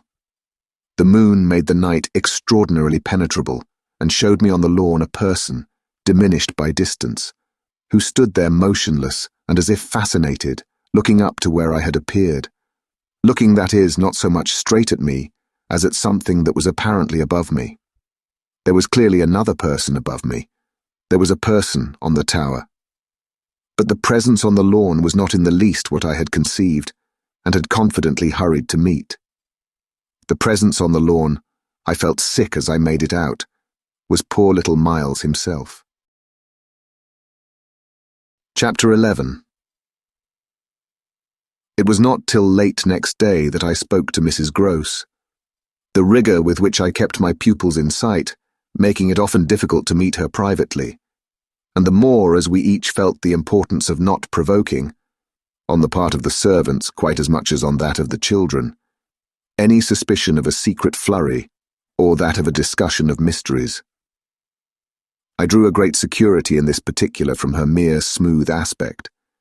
There was nothing in her fresh face to pass on to others my horrible confidences. She believed me, I was sure, absolutely. If she hadn't, I don't know what would have become of me, for I couldn't have borne the business alone. But she was a magnificent monument to the blessing of a want of imagination, and if she could see in our little charges nothing but their beauty and amiability, their happiness and cleverness, she had no direct communication with the sources of my trouble. If they had been at all visibly blighted or battered, she would doubtless have grown, on tracing it back, haggard enough to match them. As matters stood, however, I could feel her when she surveyed them, with her large white arms folded and the habit of serenity in all her look. Thank the Lord's mercy that if they were ruined, the pieces would still serve. Flights of fancy gave place, in her mind, to a steady fireside glow, and I had already begun to perceive how, with the development of the conviction that, as time went on without a public accident, our young things could, after all, look out for themselves, she addressed her greatest solicitude to the sad case presented by their instructress. That, for myself, was a sound simplification. I could engage that, to the world, my face should tell no tales, but it would have been, in the conditions, an immense added strain to find myself anxious about hers. At the hour I now speak of, she had joined me, under pressure, on the terrace, where, with the lapse of the season, the afternoon sun was now agreeable. And we sat there together while before us, at a distance, but within call if we wished, the children strolled to and fro in one of their most manageable moods. They moved slowly, in unison, below us, over the lawn, the boy, as they went, reading aloud from a storybook and passing his arm round his sister to keep her quite in touch. Mrs. Groves watched them with positive placidity. Then I caught the suppressed intellectual creak with which she conscientiously turned to take from me a view of the back of the tapestry. I had made her a receptacle of lurid things, but there was an odd recognition of my superiority, my accomplishments and my function, in her patience under my pain. She offered her mind to my disclosures as, had I wished to mix a witch's broth and proposed it with assurance, she would have held out a large, clean saucepan. This had become thoroughly her attitude by the time that, in my recital of the events of the night, I reached the point of what Miles had said to me when, after seeing him at such a monstrous hour, almost on the very spot where he happened now to be, I had gone down to bring him in, choosing then at the window with a concentrated need of not alarming the house, rather that method than a signal more resonant. I had left her meanwhile in little doubt of my small hope of representing with success, even to her actual sympathy, my sense of the real splendor of the little inspiration with which, after I had got him into the house, the boy met my final articulate challenge. As soon as I appeared in the moonlight on the terrace, he had come to me as straight as possible, on which I had taken his hand without a word, and led him through the dark spaces, up the staircase where Quint had so hungrily hovered for him, along the lobby where I had listened and trembled, and so to his forsaken room. Not a sound on the way had passed between us, and I had wondered, oh how I had wondered, if he were groping about in his little mind for something plausible and not too grotesque. It would tax his invention certainly, and I felt this time over his real embarrassment, a curious thrill of triumph. It was a sharp trap for the inscrutable. He couldn't play any longer at innocence, so how the deuce would he get out of it? There beat in me indeed, with the passionate throb of this question, an equal dumb appeal as to how the deuce I should. I was confronted at last, as never yet, with all the risk attached even now to sounding my own horrid note. I remember, in fact, that as we pushed into his little chamber, where the bed had not been slept in at all, and the window, uncovered to the moonlight, made the place so clear that there was no need of striking a match. I remember how I suddenly dropped, sank upon the edge of the bed from the force of the idea that he must know how he really, as they say, had me. He could do what he liked, with all his cleverness to help him, so long as I should continue to defer to the old tradition of the criminality of those caretakers of the young who minister to superstitions and fears. He had me indeed, and in a cleft stick, for who would ever absolve me, who would consent that I should go unhung, if, by the faintest tremor of an overture, I were the first to introduce into our perfect intercourse an element so dire? No, no. It was useless to attempt to convey to Mrs. Groves, just as it is scarcely less so to attempt to suggest here, how, In our short, stiff brush in the dark, he fairly shook me with admiration. I was, of course, thoroughly kind and merciful. Never, never yet had I placed on his little shoulders hands of such tenderness as those with which, while I rested against the bed, I held him there well under fire. I had no alternative but, in form at least, to put it to him. "You must tell me now, and all the truth. What did you go out for? What were you doing there?" I can still see his wonderful smile, the whites of his beautiful eyes, and the uncovering of his little teeth shine to me in the dusk. "If I tell you why, will you understand?" My heart, at this, leaped into my mouth. Would he tell me why? I found no sound on my lips to press it, and I was aware of replying only with a vague, repeated, grimacing nod. He was gentleness itself, and while I wagged my head at him, he stood there more than ever a little fairy prince.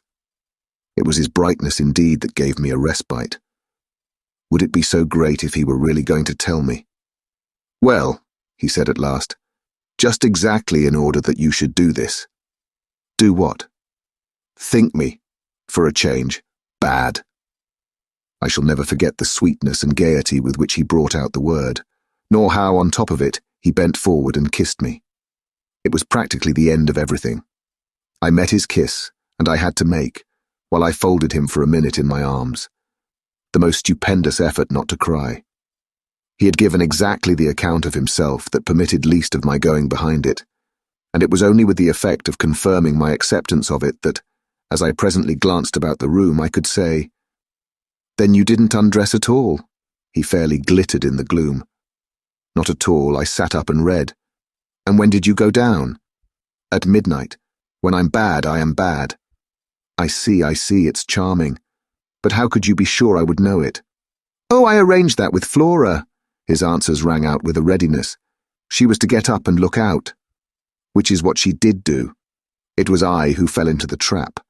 So she disturbed you, and to see what she was looking at, you also looked, you saw." "While you," I concurred, "caught your death in the night air." He literally bloomed so from this exploit that he could afford radiantly to assent. "How otherwise should I have been bad enough?" he asked. Then, after another embrace, the incident and our interview closed on my recognition of all the reserves of goodness that, for his joke, he had been able to draw upon.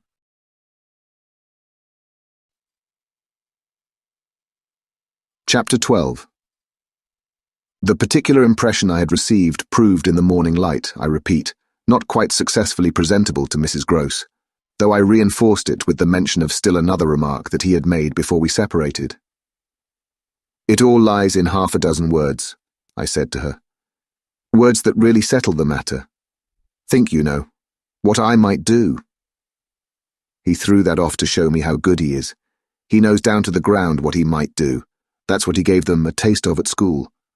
"Lord, you do change," cried my friend.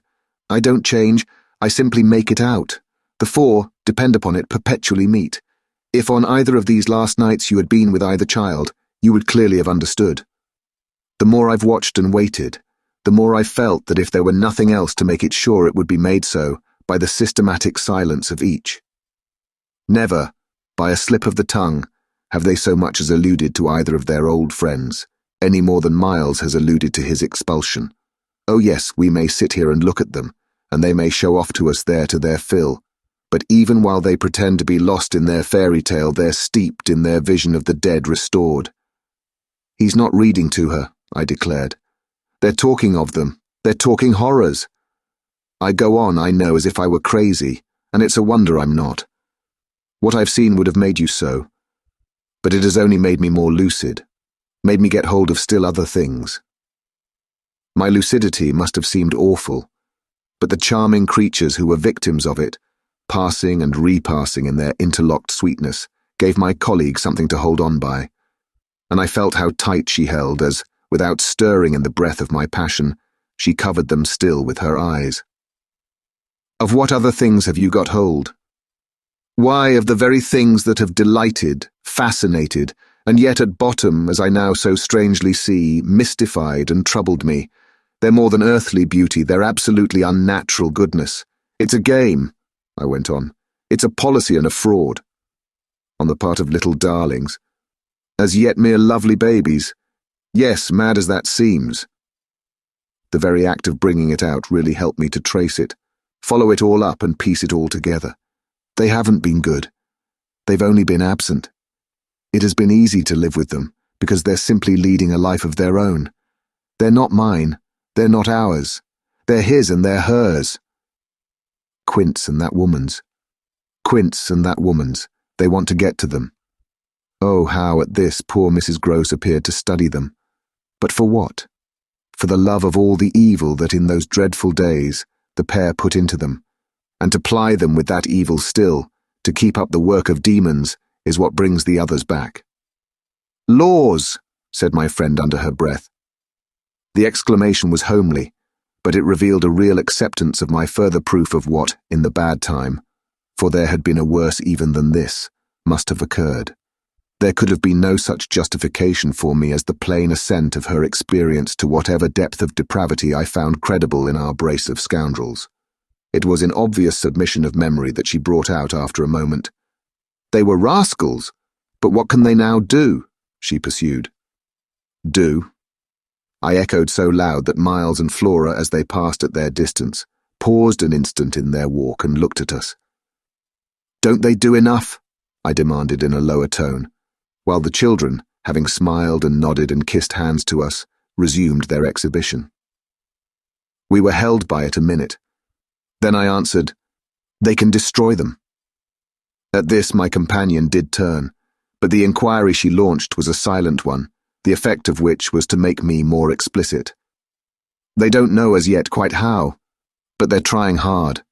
They're seen only across, as it were, and beyond, in strange places and on high places, the top of towers, the roof of houses, the outside of windows, the further edge of pools, but there's a deep design on either side to shorten the distance and overcome the obstacle, and the success of the tempters is only a question of time. They've only to keep to their suggestions of danger. For the children to come, and perish in the attempt." Mrs. Gross slowly got up, and I scrupulously added, "Unless, of course, we can prevent." Standing there before me while I kept my seat, she visibly turned things over. "Their uncle must do the preventing. He must take them away." "And who's to make him?" She had been scanning the distance, but she now dropped on me a foolish face. "You, miss. By writing to him that his house is poisoned and his little nephew and niece mad? But if they are, miss? And if I am myself, you mean?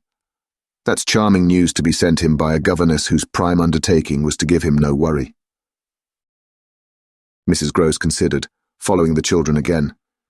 "Yes, he do hate worry. That was the great reason.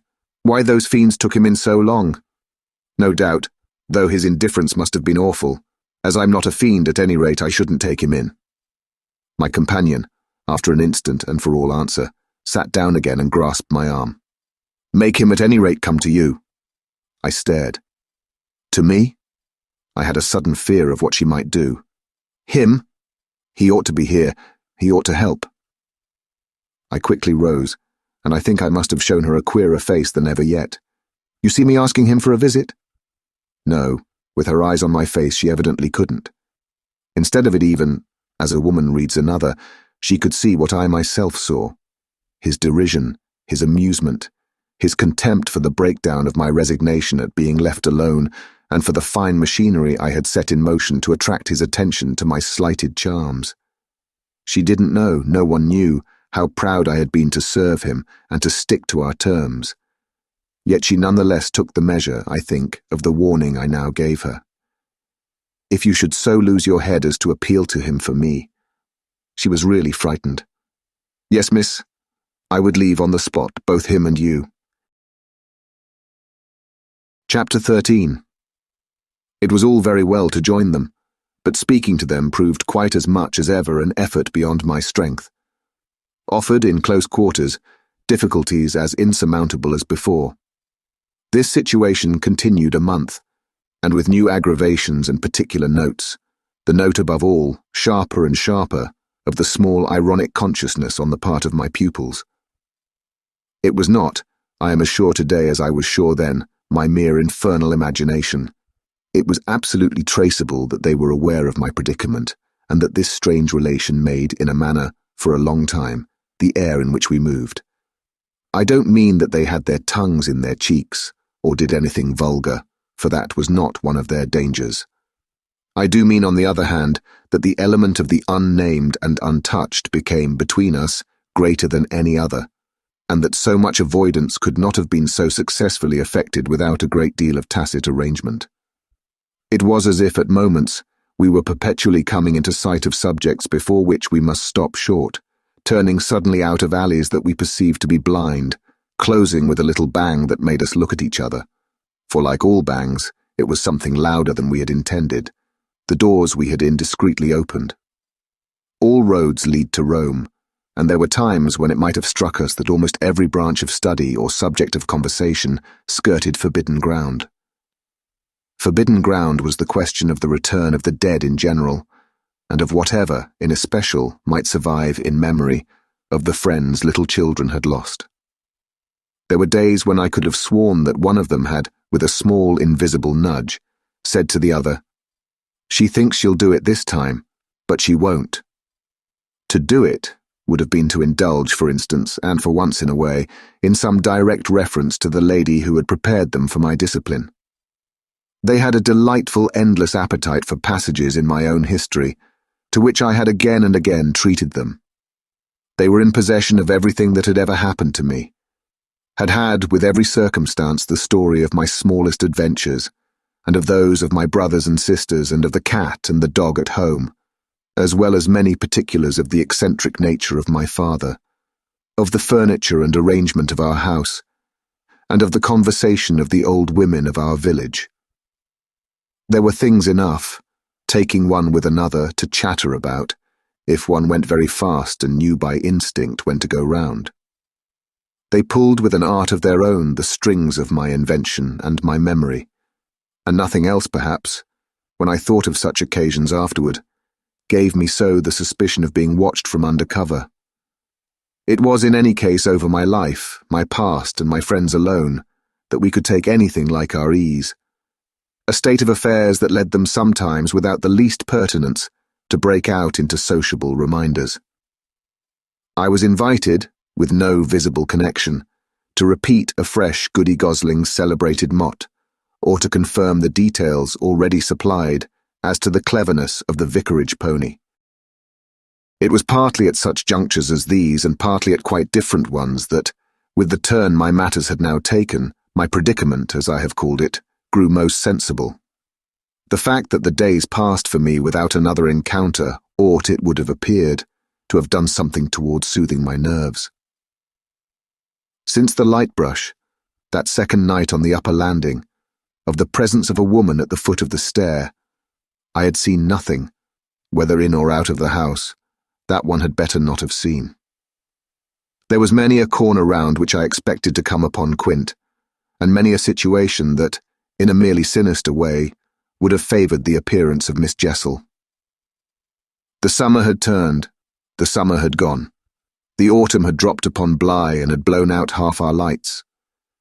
The place, with its grey sky and withered garlands, its bared spaces and scattered dead leaves, was like a theatre after the performance, all strewn with crumpled playbills. There were exactly states of the air, conditions of sound and of stillness, unspeakable impressions of the kind of ministering moment that brought back to me, long enough to catch it, the feeling of the medium in which that June evening out of doors I had had my first sight of Quint, and in which too at those other instants I had, after seeing him through the window, looked for him in vain in the circle of shrubbery. I recognized the signs, the portents, I recognized the moment, the spot, but they remained unaccompanied and empty, and I continued unmolested. If unmolested one could call a young woman whose sensibility had, in the most extraordinary fashion, not declined but deepened. I had said in my talk with Mrs. Gross on that horrid scene of Flora's by the lake, and had perplexed her by so saying, that it would from that moment distress me much more to lose my power than to keep it. I had then expressed what was vividly in my mind, the truth that, whether the children really saw or not, since, that is, it was not yet definitely proved, I greatly preferred, as a safeguard, the fullness of my own exposure. I was ready to know the very worst that was to be known. What I had then had an ugly glimpse of was that my eyes might be sealed just while theirs were most opened. Well, my eyes were sealed, it appeared, at present. A consummation for which it seemed blasphemous not to thank God. There was, alas, a difficulty about that. I would have thanked him with all my soul had I not had in a proportionate measure this conviction of the secret of my pupils. How can I retrace today the strange steps of my obsession? There were times of our being together when I would have been ready to swear that, literally in my presence, but with my direct sense of it closed, they had visitors who were known and were welcome. Then it was that, had I not been deterred by the very chance that such an injury might prove greater than the injury to be averted, my exultation would have broken out. They're here, you little wretches," I would have cried, "and you can't deny it now." The little wretches denied it, with all the added volume of their sociability and their tenderness, in just the crystal depths of which, like the flash of a fish in a stream, the mockery of their advantage peeped up. The shock, in truth, had sunk into me still deeper than I knew on the night when, looking out to see either Quint or Miss Jessel under the stars, I had beheld the boy over whose rest I watched, and who had immediately brought in with him, had straightway there turned it on me, the lovely upward look with which from the battlements above me the hideous apparition of Quint had played. If it was a question of a scare, my discovery on this occasion had scared me more than any other, and it was in the condition of nerves produced by it that I made my actual inductions. They harassed me so that sometimes, at odd moments, I shut myself up audibly to rehearse. It was at once a fantastic relief and a renewed despair. The manner in which I might come to the point. I approached it from one side and the other, while in my room I flung myself about, but I always broke down in the monstrous utterance of names. As they died away on my lips, I said to myself that I should indeed help them to represent something infamous, if, by pronouncing them, I should violate as rare a little case of instinctive delicacy as any schoolroom probably had ever known. When I said to myself, "They have the manners to be silent, and you, trusted as you are, the baseness to speak," I felt myself crimson, and I covered my face with my hands. After these secret scenes I chattered more than ever, going on volubly enough till one of our prodigious, palpable hushes occurred. I can call them nothing else. The strange, dizzy lift or swim, I try for terms, into a stillness, a pause of all life, that had nothing to do with the more or less noise that at the moment we might be engaged in making, and that I could hear through any deepened exhilaration or quickened recitation or louder strum of the piano. Then it was that the others, the outsiders, were there. Though they were not angels, they passed, as the French say, causing me, while they stayed, to tremble with the fear of their addressing to their younger victims some yet more infernal message or more vivid image than they had thought good enough for myself. What it was most impossible to get rid of was the cruel idea that, whatever I had seen, Miles and Flora saw more, things terrible and unguessable, and that sprang from dreadful passages of intercourse in the past. Such things naturally left on the surface, for the time, a chill which we vociferously denied that we felt. And we had, all three, with repetition, got into such splendid training that we went, each time, almost automatically, to mark the close of the incident, through the very same movements.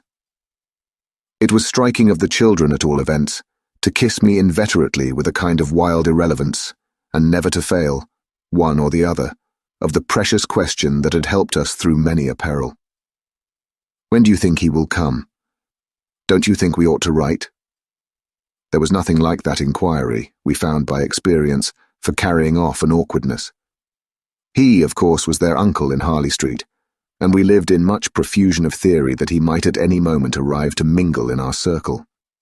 It was impossible to have given less encouragement than he had done to such a doctrine, but if we had not had the doctrine to fall back upon, we should have deprived each other of some of our finest exhibitions. He never wrote to them. That may have been selfish, but it was a part of the flattery of his trust of me, for the way in which a man pays his highest tribute to a woman is apt to be, but by the more festal celebration of one of the sacred laws of his comfort. And I held that I carried out the spirit of the pledge, given not to appeal to him when I let my charges understand that their own letters were but charming literary exercises. They were too beautiful to be posted. I kept them myself. I have them all to this hour. This was a rule indeed which only added to the satiric effect of my being plied with the supposition that he might at any moment be among us. It was exactly as if my charges knew how almost more awkward than anything else that might be for me. There appears to me, moreover, as I look back, no note in all this more extraordinary than the mere fact that, in spite of my tension and of their triumph, I never lost patience with them. Adorable they must in truth have been, I now reflect, that I didn't in these days hate them. Would exasperation, however, if relief had longer been postponed, finally have betrayed me? It little matters, for relief arrived. I call it relief, though it was only the relief that a snap brings to a strain or the burst of a thunderstorm to a day of suffocation. It was at least change, and it came with a rush.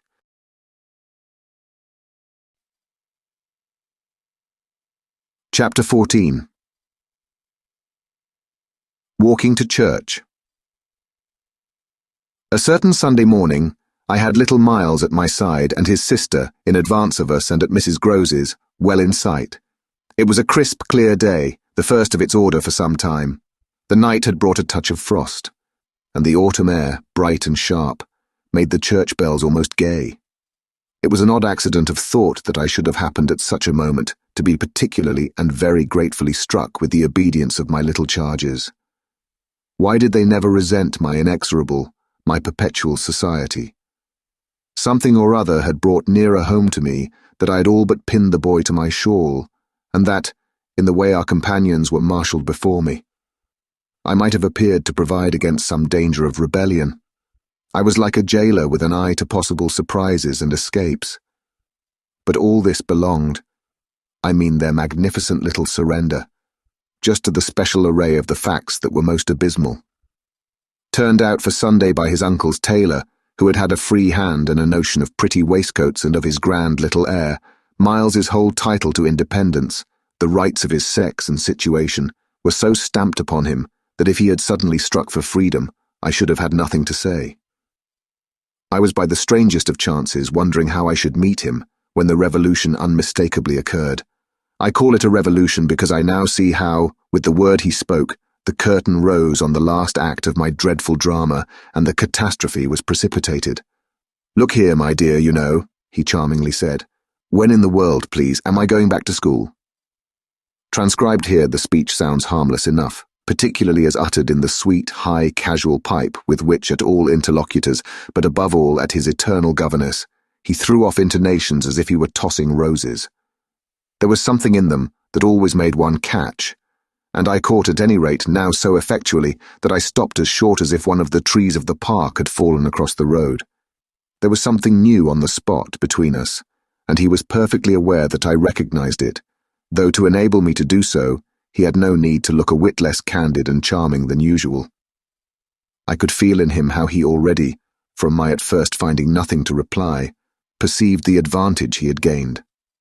I was so slow to find anything that he had plenty of time, after a minute, to continue with his suggestive but inconclusive smile. "You know, my dear, that for a fellow to be with a lady always—" His "my dear" was constantly on his lips for me, and nothing could have expressed more the exact shade of the sentiment with which I desired to inspire my pupils than its fond familiarity. It was so respectfully easy. But oh, how I felt that at present I must pick my own phrases. I remember that to gain time I tried to laugh, and I seemed to see in the beautiful face with which he watched me how ugly and queer I looked. "And always with the same lady?" I returned. He neither blanched nor winked. The whole thing was virtually out between us. "Ah, of course, she's a jolly, perfect lady. But after all, I'm a fellow, don't you see? That's, well, getting on." I lingered there with him an instant ever so kindly. "Yes, you're getting on." Oh, but I felt helpless. I have kept to this day the heartbreaking little idea of how he seemed to know that and to play with it.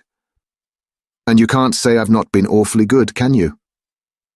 I laid my hand on his shoulder, for though I felt how much better it would have been to walk on, I was not yet quite able. "No, I can't say that, Miles. Except just that one night, you know. That one night. I couldn't look as straight as he. Why, when I went out of the house. Oh yes, but I forget what you did it for. You forget? He spoke with the sweet extravagance of childish reproach. Why, it was to show you I could. Oh yes, you could. And I can again. I felt that I might, perhaps, after all, succeed in keeping my wits about me. Certainly, but you won't. No, not that again. It was nothing. It was nothing, I said. But we must go on. He resumed our walk with me, passing his hand into my arm. Then when am I going back? I wore, in turning it over, my most responsible air. Were you very happy at school? He just considered. Oh, I'm happy enough anywhere. Well then, I quavered, if you're just as happy here. Ah, but that isn't everything. Of course you know a lot. But you hint that you know almost as much, I risked as he paused. Not half I want to, Miles honestly professed. But it isn't so much that. What is it then? Well, I want to see more life. I see. We had arrived within sight of the church and of various persons, including several of the household of Bly, on their way to it and clustered about the door to see us go in. I quickened our step. I wanted to get there before the question between us opened up much further. I reflected hungrily that, for more than an hour, he would have to be silent, and I thought with envy of the comparative dusk of the pew and of the almost spiritual help of the hassock on which I might bend my knees. I seemed literally to be running a race with some confusion to which he was about to reduce me. But I felt that he had got in first when, before we had even entered the churchyard, he threw out, I want my own sort. It literally made me bound forward. There are not many of your own sort, Miles, I laughed, unless perhaps dear little Flora. You really compare me to a baby girl. This found me singularly weak. Don't you then love our sweet Flora? If I didn't, and you too, if I didn't, he repeated, as if retreating for a jump, yet leaving his thought so unfinished that after we had come into the gate, another stop which he imposed on me by the pressure of his arm had become inevitable. Mrs. Gross and Flora had passed into the church, the other worshippers had followed, and we were, for the minute, alone among the old, thick graves. We had paused on the path from the gate, by a low, oblong, table-like tomb. Yes, if you didn't. He looked while I waited at the graves. Well, you know what? But he didn't move, and he presently produced something that made me drop straight down on the stone slab, as if suddenly to rest. Does my uncle think what you think? I markedly rested. How do you know what I think? Ah, well, of course I don't, for it strikes me you never tell me. But I mean, does he know? Know what, Miles? Why, the way I'm going on. I perceived quickly enough that I could make to this inquiry no answer that would not involve something of a sacrifice of my employer. Yet it appeared to me that we were all, at Bly, sufficiently sacrificed to make that venial. I don't think your uncle much cares. Miles on this stood looking at me. Then don't you think he can be made to? In what way? Why, by his coming down. But who'll get him to come down? I will, the boy said with extraordinary brightness and emphasis. He gave me another look charged with that expression, and then marched off alone into church.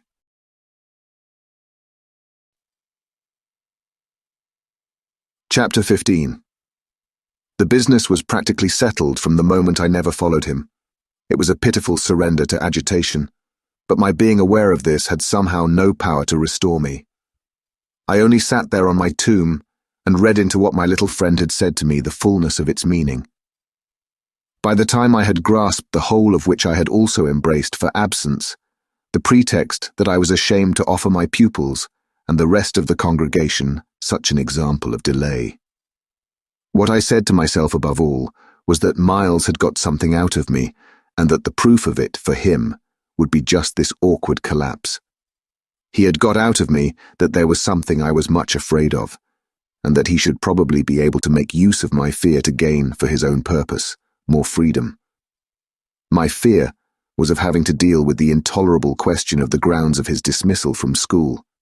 for that was really but the question of the horrors gathered behind. That his uncle should arrive to treat with me of these things was a solution that, strictly speaking, I ought now to have desired to bring on.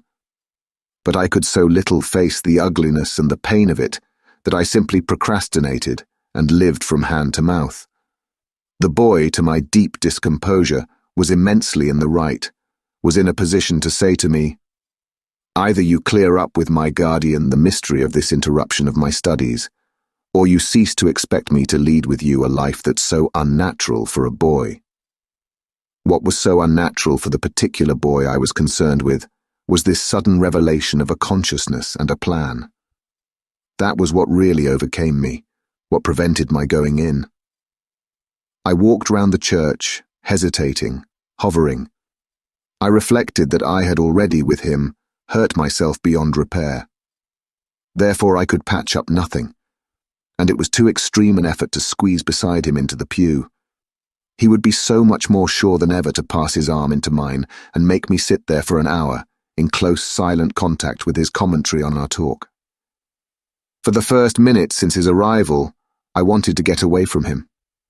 As I paused beneath the high east window and listened to the sounds of worship, I was taken with an impulse that might master me, I felt, completely should I give it the least encouragement. I might easily put an end to my predicament by getting away altogether. Here was my chance. There was no one to stop me. I could give the whole thing up, turn my back and retreat. It was only a question of hurrying again for a few preparations to the house which the attendants at church of so many of the servants would practically have left unoccupied. No one, in short, could blame me if I should just drive desperately off. What was it to get away if I got away only till dinner? That would be in a couple of hours, at the end of which, I had the acute prevision, my little pupils would play at innocent wonder about my non-appearance in their train. "What did you do, you naughty, bad thing? Why in the world to worry us so? And take our thoughts off too, don't you know? Did you desert us at the very door?" I couldn't meet such questions, nor, as they asked them, their false little lovely eyes. Yet it was all so exactly what I should have to meet that, as the prospect grew sharp to me, I at last let myself go. I got, so far as the immediate moment was concerned, away. I came straight out of the churchyard and, thinking hard, retraced my steps through the park. It seemed to me that by the time I reached the house I had made up my mind I would fly. The Sunday stillness both of the approaches and of the interior, in which I met no one, fairly excited me with a sense of opportunity. Were I to get off quickly this way, I should get off without a scene, without a word. My quickness would have to be remarkable, however, and the question of a conveyance was the great one to settle. Tormented in the hall, with difficulties and obstacles, I remember sinking down at the foot of the staircase, suddenly collapsing there on the lowest step, and then with a revulsion, recalling that it was exactly where more than a month before, in the darkness of night, and just so bowed with evil things, I had seen the spectre of the most horrible of women. At this, I was able to straighten myself. I went the rest of the way up. I made, in my bewilderment, for the schoolroom, where there were objects belonging to me that I should have to take. But I opened the door to find again, in a flash, my eyes unsealed. In the presence of what I saw, I reeled straight back upon my resistance. Seated at my own table in clear noonday light, I saw a person whom, without my previous experience, I should have taken at the first blush for some housemaid who might have stayed at home to look after the place, and who, availing herself of rare relief from observation, and of the schoolroom table and my pens, ink and paper, had applied herself to the considerable effort of a letter to her sweetheart. There was an effort in the way that, while her arms rested on the table, her hands with evident weariness supported her head. But at the moment I took this in, I had already become aware that, in spite of my entrance, her attitude strangely persisted. Then it was, with the very act of its announcing itself, that her identity flared up in a change of posture. She rose, not as if she had heard me, but with an indescribable grand melancholy of indifference and detachment, and within a dozen feet of me, stood there as my vile predecessor. Dishonored and tragic, she was all before me. but even as I fixed and, for memory, secured it, the awful image passed away. Dark as midnight in her black dress, her haggard beauty and her unutterable woe, she had looked at me long enough to appear to say that her right to sit at my table was as good as mine to sit at hers. While these instants lasted, indeed, I had the extraordinary chill of feeling that it was I who was the intruder. It was as a wild protest against it that, actually addressing her, "You terrible, miserable woman," I heard myself break into a sound that, by the open door, rang through the long passage and the empty house. She looked at me as if she heard me, but I had recovered myself and cleared the air.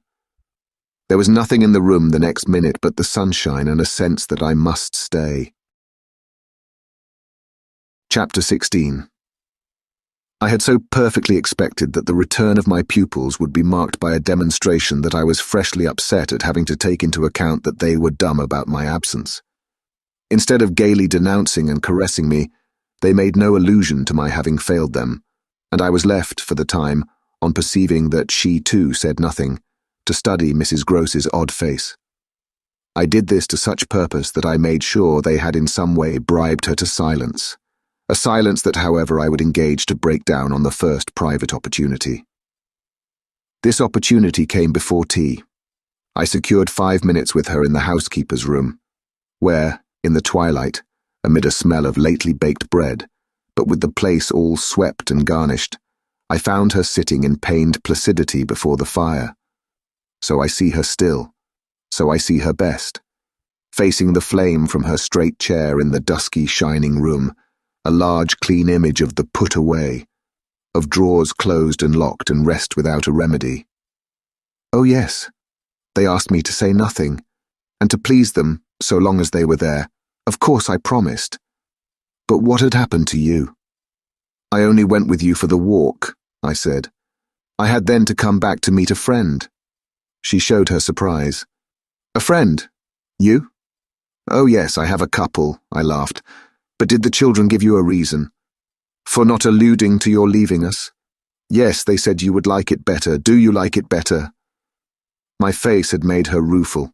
No, I like it worse. But after an instant I added, did they say why I should like it better? No, Master Miles only said, we must do nothing but what she likes. I wish indeed he would. And what did Flora say? Miss Flora was too sweet. She said, oh, of course, and I said the same. I thought a moment. You were too sweet, too, I can hear you all. But nonetheless, between Miles and me, it's now all out. All out? My companion stared. But what, miss? Everything, it doesn't matter. I've made up my mind. I came home, my dear, I went on, for a talk with Miss Jessel. I had by this time formed the habit of having Mrs. Gross literally well in hand in advance of my sounding that note, so that even now, as she bravely blinked under the signal of my word, I could keep her comparatively firm. A talk? Do you mean she spoke? It came to that. I found her on my return in the schoolroom. And what did she say? I can hear the good woman still, and the candour of her stupefaction. That she suffers the torments. It was this of a truth that made her, as she filled out my picture, gape. Do you mean, she faltered, of the lost, of the damned, and that's why to share them. I faltered myself with the horror of it, but my companion with less imagination kept me up. To share them. She wants Flora. Mrs. Gross might, as I gave it to her, fairly have fallen away from me had I not been prepared. I still held her there to show I was. As I've told you, however, it doesn't matter. Because you've made up your mind. But to what? To everything. And what do you call everything? Why, sending for their uncle. Oh, miss, in pity do, my friend broke out. Ah, but I will. I see it's the only way. What's out, as I told you with Miles, is that if he thinks I'm afraid to, and has ideas of what he gains by that, he shall see he's mistaken. Yes, his uncle shall have it here from me on the spot, and before the boy himself if necessary, that if I'm to be reproached with having done nothing again about more school. Yes, miss? My companion pressed me. Well, there's that awful reason. There were now clearly so many of these for my poor colleague that she was excusable for being vague. But, which? Why, the letter from his old place. You'll show it to the master? I ought to have done so on the instant. "Oh no," said Mrs. Grose with decision. "I'll put it before him," I went on inexorably, "that I can't undertake to work the question on behalf of a child who has been expelled. For we've never in the least known what," Mrs. Grose declared. "For wickedness. For what else, when he's so clever and beautiful and perfect? Is he stupid? Is he untidy? Is he infirm? Is he ill-natured? He's exquisite. So it can be only that, and that would open up the whole thing. After all," I said, "it's their uncle's fault. If he left here such people—" "He didn't really in the least know them. The fault's mine." She had turned quite pale. "Well, you shan't suffer," I answered. "The children shan't," she emphatically returned. I was silent a while. We looked at each other. "Then what am I to tell him?" "You needn't tell him anything. I'll tell him." I measured this. "Do you mean you'll write?" Remembering she couldn't, I caught myself up. "How do you communicate?" "I tell the bailiff. He writes." "And should you like him to write our story?" My question had a sarcastic force that I had not fully intended, and it made her, after a moment, inconsequently break down. The tears were again in her eyes. "Ah, miss, you write?" "Well, tonight," I at last answered, and on this we separated.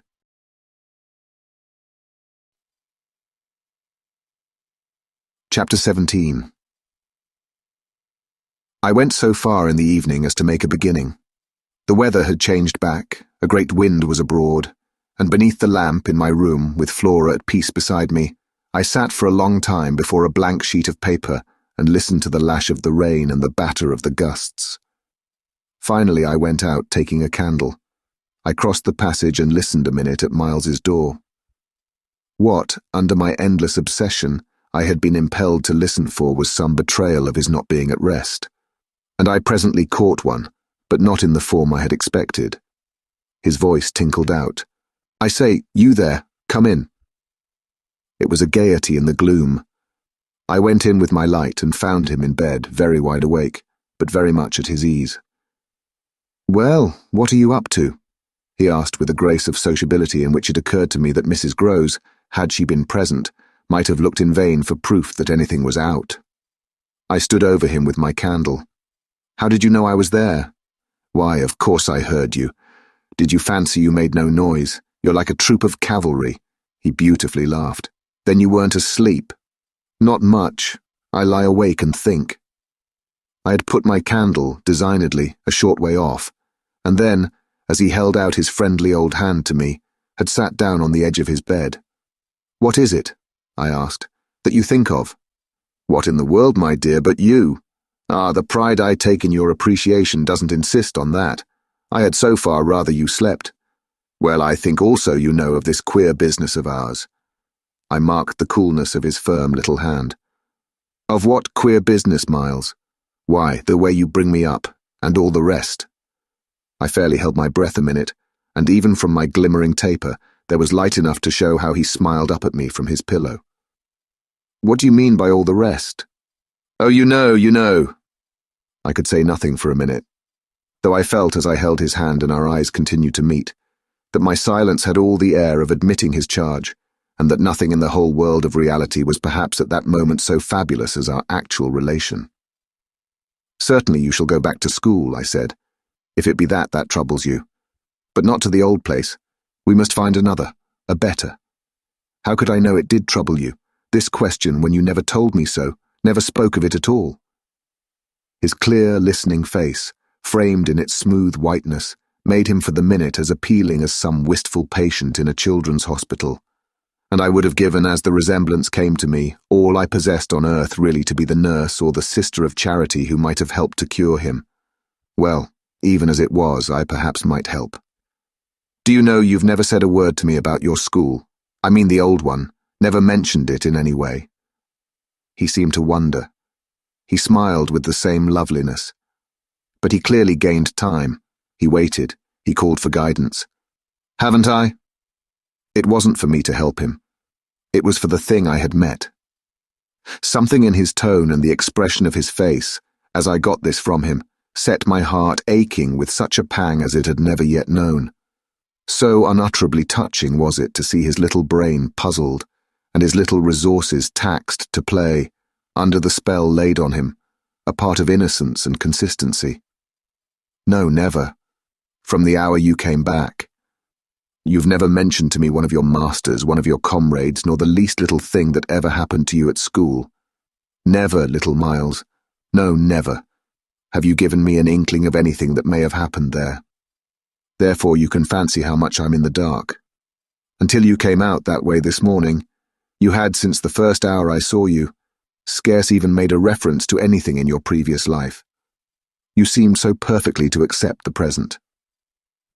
It was extraordinary how my absolute conviction of his secret precocity, or whatever I might call the poison of an influence that I dared but half to phrase, made him, in spite of the faint breath of his inward trouble, appear as accessible as an older person, imposed him almost as an intellectual equal. I thought you wanted to go on as you are. It struck me that at this he just faintly coloured. He gave, at any rate, like a convalescent slightly fatigued, a languid shake of his head. I don't. I want to get away. You're tired of Bly? Oh no, I like Bly. Well then. Oh, you know what a boy wants. I felt that I didn't know so well as Miles, and I took temporary refuge. You want to go to your uncle? Again, at this, with his sweet ironic face, he made a movement on the pillow. Ah, you can't get off with that. I was silent a little, and it was I, now I think, who changed colour. My dear, I don't want to get off.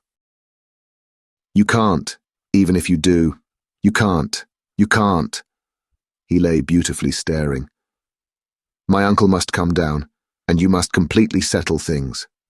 If we do, I returned with some spirit, you may be sure it will be to take you quite away. Well, don't you understand that that's exactly what I'm working for? You'll have to tell him, about the way you've let it all drop. You'll have to tell him a tremendous lot. The exultation with which he uttered this helped me somehow, for the instant, to meet him rather more. And how much will you, Miles, have to tell him? There are things he'll ask you. He turned it over. Very likely. But what things? The things you've never told me, to make up his mind what to do with you. He can't send you back. Oh, I don't want to go back, he broke in. I want a new field. He said it with admirable serenity, with positive, unimpeachable gaiety, and doubtless it was that very note that most evoked for me the poignancy, the unnatural childish tragedy of his probable reappearance at the end of 3 months, with all this bravado and still more dishonour. It overwhelmed me now that I should never be able to bear that, and it made me let myself go. I threw myself upon him, and in the tenderness of my pity I embraced him. Dear little Miles, dear little Miles. My face was close to his, and he let me kiss him, simply taking it with indulgent good humour. Well, old lady, is there nothing at all that you want to tell me? He turned off a little, facing round toward the wall and holding up his hand to look at as one had seen sick children look. I told you this morning. Oh, I was sorry for him. That you just want me not to worry you. He looked round at me now, as if in recognition of my understanding him. Then ever so gently, to let me alone, he replied. There was even a singular little dignity in it, something that made me release him, yet when I had slowly risen, linger beside him. God knows I never wished to harass him, but I felt that merely at this, to turn my back on him, was to abandon, or, to put it more truly, to lose him. I've just begun a letter to your uncle, I said. Well then, finish it. I waited a minute. What happened before? He gazed up at me again. Before what? Before you came back, and before you went away. For some time he was silent, but he continued to meet my eyes. What happened? It made me, the sound of the words, in which it seemed to me that I caught for the very first time a small faint quaver of consenting consciousness. It made me drop on my knees beside the bed and seize once more the chance of possessing him. Dear little Miles, if you knew how I want to help you. It's only that, it's nothing but that, and I'd rather die than give you a pain, or do you a wrong. I'd rather die than hurt a hair of you. Dear little Miles, Oh, I brought it out now, even if I should go too far. I just want you to help me to save you. But I knew in a moment after this that I had gone too far.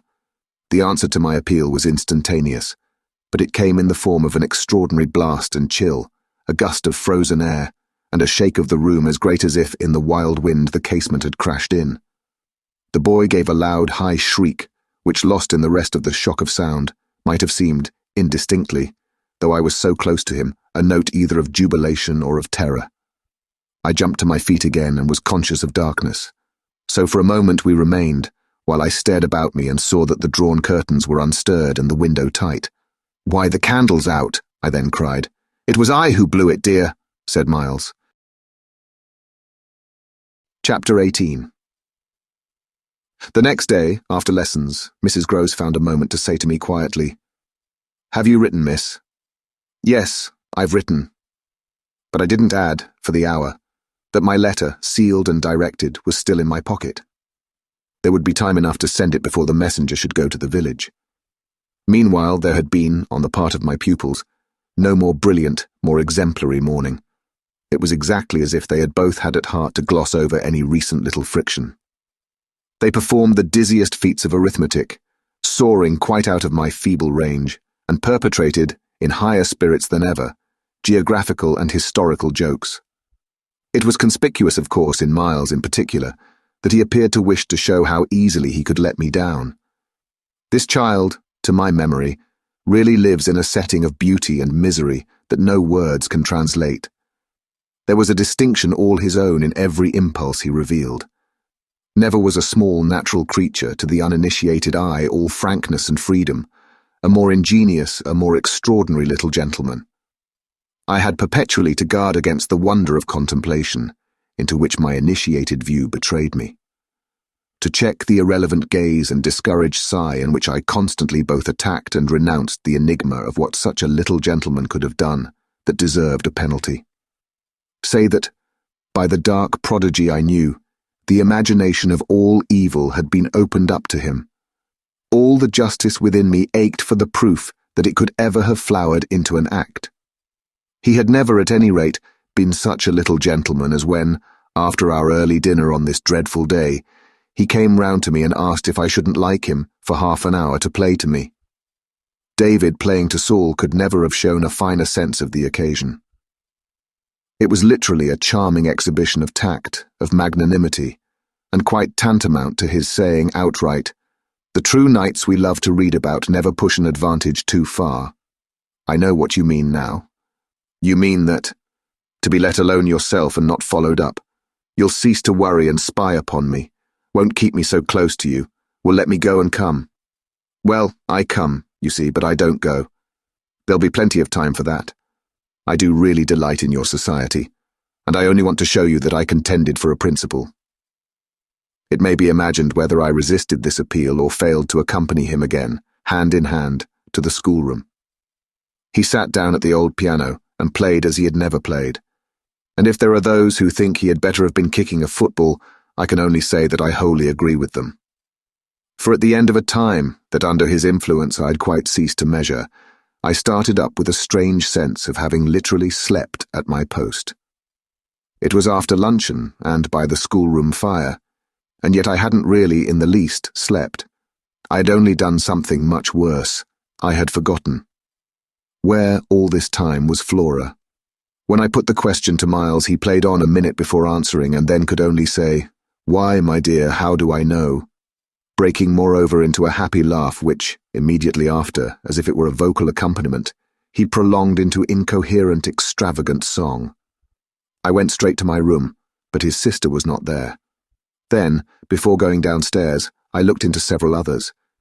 As she was nowhere about, she would surely be with Mrs. Grose, whom, in the comfort of that theory, I accordingly proceeded in quest of.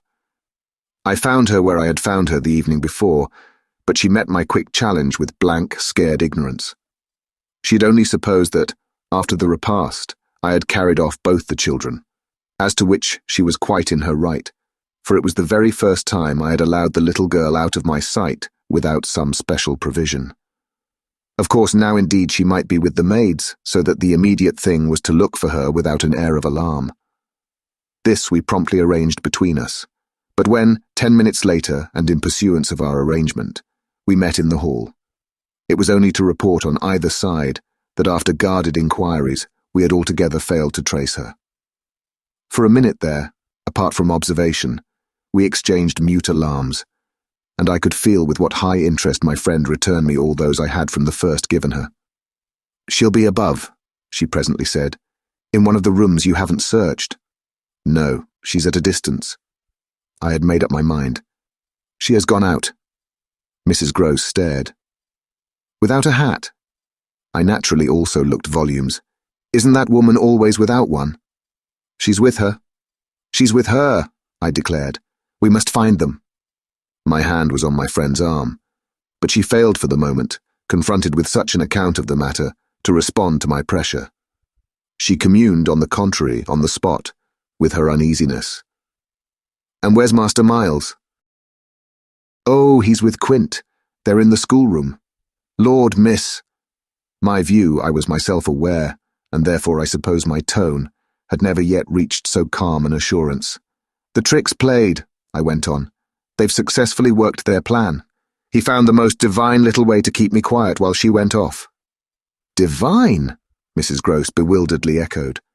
"Infernal, then," I almost cheerfully rejoined. "He has provided for himself as well, but come!" She had helplessly gloomed at the upper regions. "You leave him. So long with Quint." "Yes, I don't mind that now." She always ended at these moments by getting possession of my hand, and in this manner she could at present still stay me. But after gasping an instant at my sudden resignation, "Because of your letter?" she eagerly brought out. I quickly, by way of answer, felt for my letter, drew it forth, held it up, and then freeing myself, went and laid it on the great hall table. "Luke will take it," I said as I came back. I reached the house door and opened it. I was already on the steps. My companion still demurred. The storm of the night and the early morning had dropped, but the afternoon was damp and grey. I came down to the drive while she stood in the doorway. "You go with nothing on?" "What do I care when the child has nothing? I can't wait to dress," I cried, "and if you must do so, I leave you. Try meanwhile yourself upstairs." "With them?" Oh, on this the poor woman promptly joined me.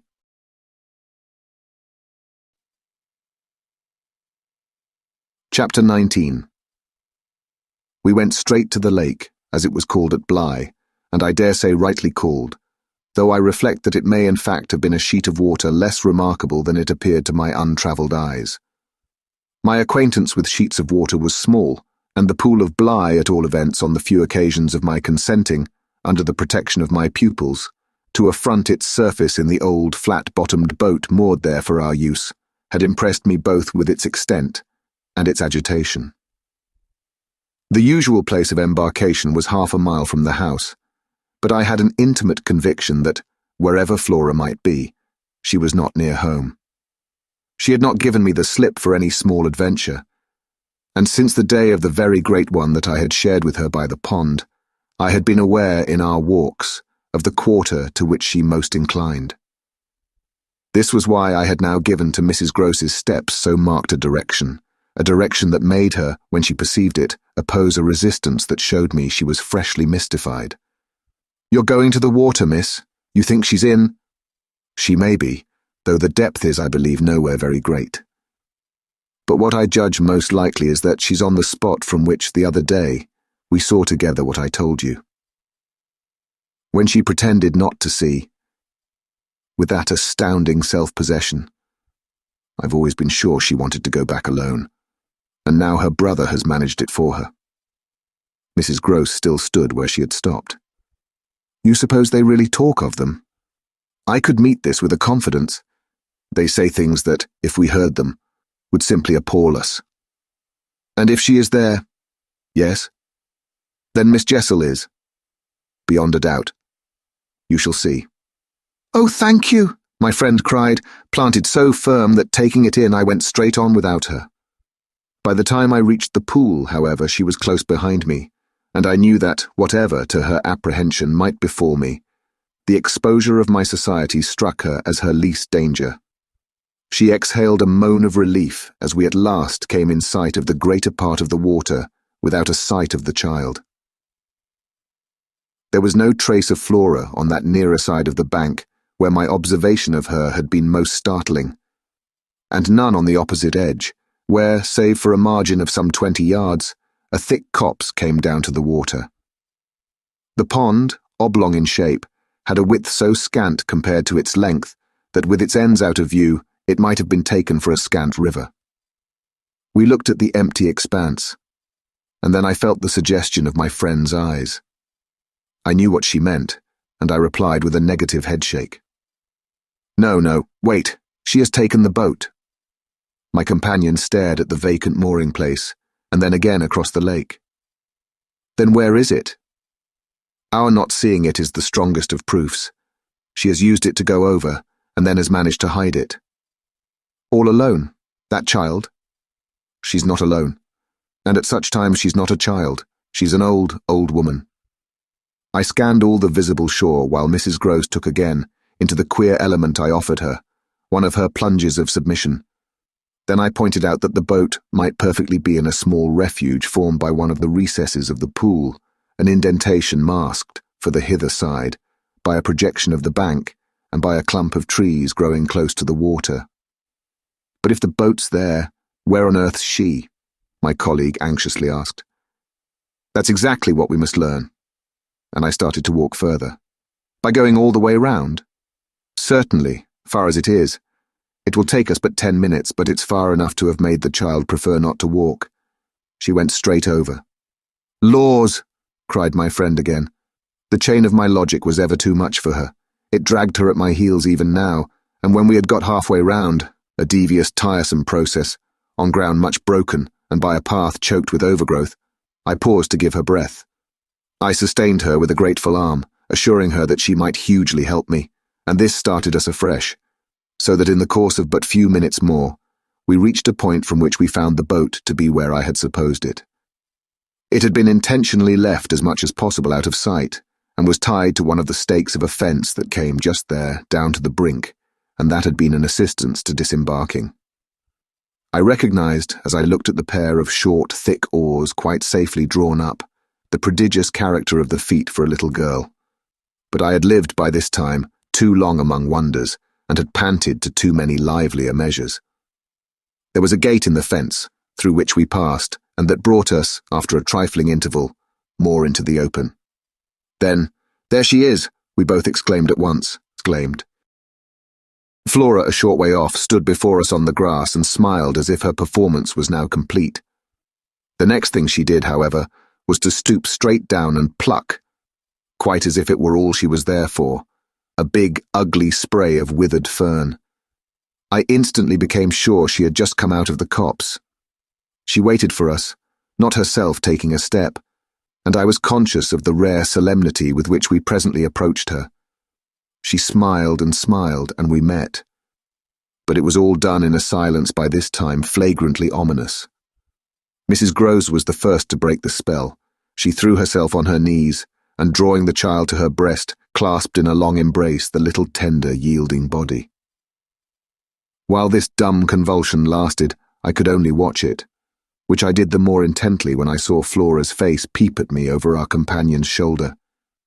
It was serious now. The flicker had left it, but it strengthened the pang with which I at that moment envied Mrs. Gross the simplicity of her relation. Still, all this while nothing more passed between us, save that Flora had let her foolish fern again drop to the ground. What she and I had virtually said to each other was that pretexts were useless now. When Mrs. Gross finally got up, she kept the child's hand, so that the two were still before me, and the singular reticence of our communion was even more marked in the frank look she launched me. "I'll be hanged," it said, "if I'll speak." It was Flora who, gazing all over me in candid wonder, was the first. She was struck with our bareheaded aspect. "Why, where are your things?" "Where yours are, my dear," I promptly returned. She had already got back her gaiety, and appeared to take this as an answer quite sufficient. "And where's Miles?" she went on. There was something in the small valour of it that quite finished me. These 3 words from her were, in a flash like the glitter of a drawn blade, the jostle of the cup that my hand, for weeks and weeks, had held high and full to the brim, that now, even before speaking, I felt overflow in a deluge. "I'll tell you if you'll tell me," I heard myself say, then heard the tremor in which it broke. "Well, what?" Mrs. Grose's suspense blazed at me, but it was too late now, and I brought the thing out handsomely. "Where, my pet, is Miss Jessel?" Chapter 20. Just as in the churchyard with Miles, the whole thing was upon us. Much as I had made of the fact that this name had never once between us been sounded, the quick smitten glare with which the child's face now received it fairly likened my breach of the silence to the smash of a pane of glass. It added to the interposing cry as if to stay the blow that Mrs. Grose at the same instant uttered over my violence, the shriek of a creature scared, or rather wounded, which in turn, within a few seconds, was completed by a gasp of my own. I seized my colleague's arm. "She's there, she's there!" Miss Jessel stood before us on the opposite bank, exactly as she had stood the other time, and I remember strangely, as the first feeling now produced in me, my thrill of joy at having brought on a proof. She was there, and I was justified. She was there, and I was neither cruel nor mad. She was there for poor, scared Mrs. Grose. But she was there most for Flora, and no moment of my monstrous time was perhaps so extraordinary as that in which I consciously threw out to her, with the sense that, pale and ravenous demon as she was, she would catch and understand it, an inarticulate message of gratitude. She rose erect on the spot my friend and I had lately quitted, and there was not, in all the long reach of her desire, an inch of her evil that fell short. This first vividness of vision and emotion were things of a few seconds, during which Mrs. Grose's dazed blink across to where I pointed struck me as a sovereign sign that she too at last saw, just as it carried my own eyes precipitately to the child. The revelation then of the manner in which Flora was affected startled me, in truth, far more than it would have done to find her also merely agitated, for direct dismay was of course not what I had expected. Prepared and on her guard as our pursuit had actually made her, she would repress every betrayal, and I was therefore shaken on the spot by my first glimpse of the particular one for which I had not allowed. To see her, without a convulsion of her small pink face, not even feign to glance in the direction of the prodigy I announced, but only, instead of that, turn at me an expression of hard, still gravity, an expression absolutely new and unprecedented, and that appeared to read and accuse and judge me. This was a stroke that somehow converted the little girl herself into the very presence that could make me quail. I quailed, even though my certitude that she thoroughly saw was never greater than at that instant, and in the immediate need to defend myself, I called it passionately to witness. "She's there, you little unhappy thing, there, and you see her as well as you see me." I had said shortly before to Mrs. Grose that she was not at these times a child, but an old woman, and that description of her could not have been more strikingly confirmed than in the way in which, for all answer to this, she simply showed me, without a concession, an admission of her eyes, a countenance of deeper and deeper, of indeed suddenly quite fixed reprobation. I was by this time, if I can put the whole thing at all together, more appalled at what I may properly call her manner than at anything else, though it was simultaneously with this that I became aware of having Mrs. Grose also, and very formidably, to reckon with. My elder companion, the next moment at any rate, blotted out everything but her own flushed face and her loud, shocked protest, a burst of high disapproval. "What a dreadful turn, to be sure, miss! Where on earth do you see anything?" I could only grasp her more quickly yet, for even while she spoke, the hideous plain presence stood undimmed and undaunted. It had already lasted a minute, and it lasted while I continued, seizing my colleague, quite thrusting her at it, and presenting her to it, to insist with my pointing hand. "You don't see her exactly as we see. You mean to say you don't now? Now? She's as big as a blazing fire. Only look, dearest woman, look!" She looked, even as I did, and gave me, with her deep groan of negation, repulsion, compassion, the mixture with her pity of her relief at her exemption, a sense, touching to me even then, that she would have backed me up if she could. I might well have needed that, For with this hard blow of the proof that her eyes were hopelessly sealed, I felt my own situation horribly crumble. I saw my livid predecessor press, from her position, on my defeat, and I was conscious more than all of what I should have from this instant to deal with in the astounding little attitude of Flora. Into this attitude Mrs. Gross immediately and violently entered, breaking, even while there pierced through my sense of ruin a prodigious private triumph, into breathless reassurance.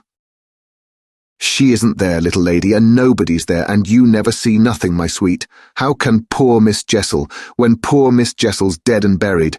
We know, don't we, love?" And she appealed, blundering in to the child. "It's all a mere mistake and a worry and a joke, and we'll go home as fast as we can." Our companion on this had responded with a strange, quick primness of propriety, and they were again with Mrs. Gross on her feet, united, as it were, in pained opposition to me. Flora continued to fix me with her small mask of reprobation, and even at that minute I prayed God to forgive me for seeming to see that, as she stood there holding tight to our friend's dress, her incomparable childish beauty had suddenly failed, had quite vanished. "I've said it already. She was hideously hard. She had turned common and almost ugly." "I don't know what you mean. I see nobody. I see nothing. I never have. I think you're cruel. I don't like you." Then, after this deliverance, which might have been that of a vulgarly pert little girl in the street, she hugged Mrs. Gross more closely and buried in her skirts the dreadful little face. In this position she produced an almost furious wail. "Take me away, oh, take me away from her." "From me?" I panted. From you, she cried. Even Mrs. Gross looked across at me dismayed, while I had nothing to do but communicate again with the figure that, on the opposite bank, without a movement, as rigidly still as if catching beyond the interval, our voices, was as vividly there for my disaster as it was not there for my service. The wretched child had spoken exactly as if she had got from some outside source each of her stabbing little words, and I could therefore, in the full despair of all I had to accept, but sadly shake my head at her. If I had ever doubted, all my doubt would at present have gone. I've been living with the miserable truth, and now it has only too much closed round me. Of course I've lost you. I've interfered, and you've seen, under her dictation. With which I faced, over the pool again, our infernal witness, the easy and perfect way to meet it. I've done my best, but I've lost you. Goodbye. For Mrs. Gross I had an imperative, an almost frantic, "Go, go," before which, in infinite distress but mutely possessed of the little girl, and clearly convinced, in spite of her blindness, that something awful had occurred and some collapse engulfed us, she retreated, by the way we had come, as fast as she could move. Of what first happened when I was left alone, I had no subsequent memory. I only knew that at the end of, I suppose, a quarter of an hour, an odorous dampness and roughness, chilling and piercing my trouble, had made me understand that I must have thrown myself on my face on the ground and given way to a wildness of grief. I must have lain there long and cried and sobbed, for when I raised my head, the day was almost done. I got up and looked a moment, through the twilight, at the grey pool and its blank, haunted edge, and then I took, back to the house, my dreary and difficult course. When I reached the gate in the fence, the boat, to my surprise, was gone, so that I had a fresh reflection to make on Flora's extraordinary command of the situation. She passed that night, by the most tacit, and I should add, were not the words so grotesque a false note, the happiest of arrangements, with Mrs. Gross. I saw neither of them on my return, but on the other hand, as by an ambiguous compensation, I saw a great deal of Miles. I saw, I can use no other phrase, so much of him that it was as if it were more than it had ever been. No evening I had passed at Bly had the portentous quality of this one, in spite of which, and in spite also of the deeper depths of consternation that had opened beneath my feet, there was literally in the ebbing actual an extraordinarily sweet sadness. On reaching the house I had never so much as looked for the boy. I had simply gone straight to my room to change what I was wearing and to take in, at a glance, much material testimony to Flora's rupture. Her little belongings had all been removed. When later, by the schoolroom fire, I was served with tea by the usual maid, I indulged, on the article of my other pupil, in no inquiry whatever. He had his freedom now. He might have it to the end. Well, he did have it, and it consisted, in part at least, of his coming in at about 8 o'clock and sitting down with me in silence. On the removal of the tea things, I had blown out the candles and drawn my chair closer. I was conscious of a mortal coldness and felt as if I should never again be warm. So when he appeared, I was sitting in the glow with my thoughts. He paused a moment by the door as if to look at me, then, as if to share them, came to the other side of the hearth and sank into a chair. We sat there in absolute stillness, yet he wanted, I felt, to be with me. Chapter 21. Before a new day, in my room, had fully broken, my eyes opened to Mrs. Grose, who had come to my bedside with worse news. Flora was so markedly feverish that an illness was perhaps at hand. She had passed a night of extreme unrest, a night agitated above all by fears that had for their subject not in the least her former but wholly her present governess. It was not against the possible re-entrance of Miss Jessel on the scene that she protested. It was conspicuously and passionately against mine. I was promptly on my feet, of course, and with an immense deal to ask, the more that my friend had discernibly now girded her loins to meet me once more. This I felt as soon as I had put to her the question of her sense of the child's sincerity as against my own. She persists in denying to you that she saw or has ever seen anything. My visitor's trouble truly was great. Ah, miss, it isn't a matter on which I can push her. Yet it isn't either, I must say, as if I much needed to. It has made her, every inch of her, quite old. Oh, I see her perfectly from here. She resents, for all the world like some high little personage, the imputation on her truthfulness and, as it were, her respectability. Miss Jessel, indeed, she. Ah, she's respectable. The chit. The impression she gave me there yesterday was, I assure you, the very strangest of all. It was quite beyond any of the others. I did put my foot in it. She'll never speak to me again. Hideous and obscure as it all was, it held Mrs. Grose briefly silent. Then she granted my point with a frankness which, I made sure, had more behind it. I think indeed, miss, she never will. She do have a grand manner about it. And that manner, I summed it up, is practically what's the matter with her now. Oh, that manner I could see in my visitor's face, and not a little else besides. She asks me every 3 minutes if I think you're coming in. I see. I, too, on my side, had so much more than worked it out. Has she said to you since yesterday, except to repudiate her familiarity with anything so dreadful, a single other word about Miss Jessel? Not one, miss, and of course you know, my friend added, I took it from her, by the lake, that just then and there at least there was nobody. Rather. And naturally you take it from her still. I don't contradict her. What else can I do? Nothing in the world. You've the cleverest little person to deal with. They've made them, their two friends I mean, still cleverer even than nature did, for it was wondrous material to play on.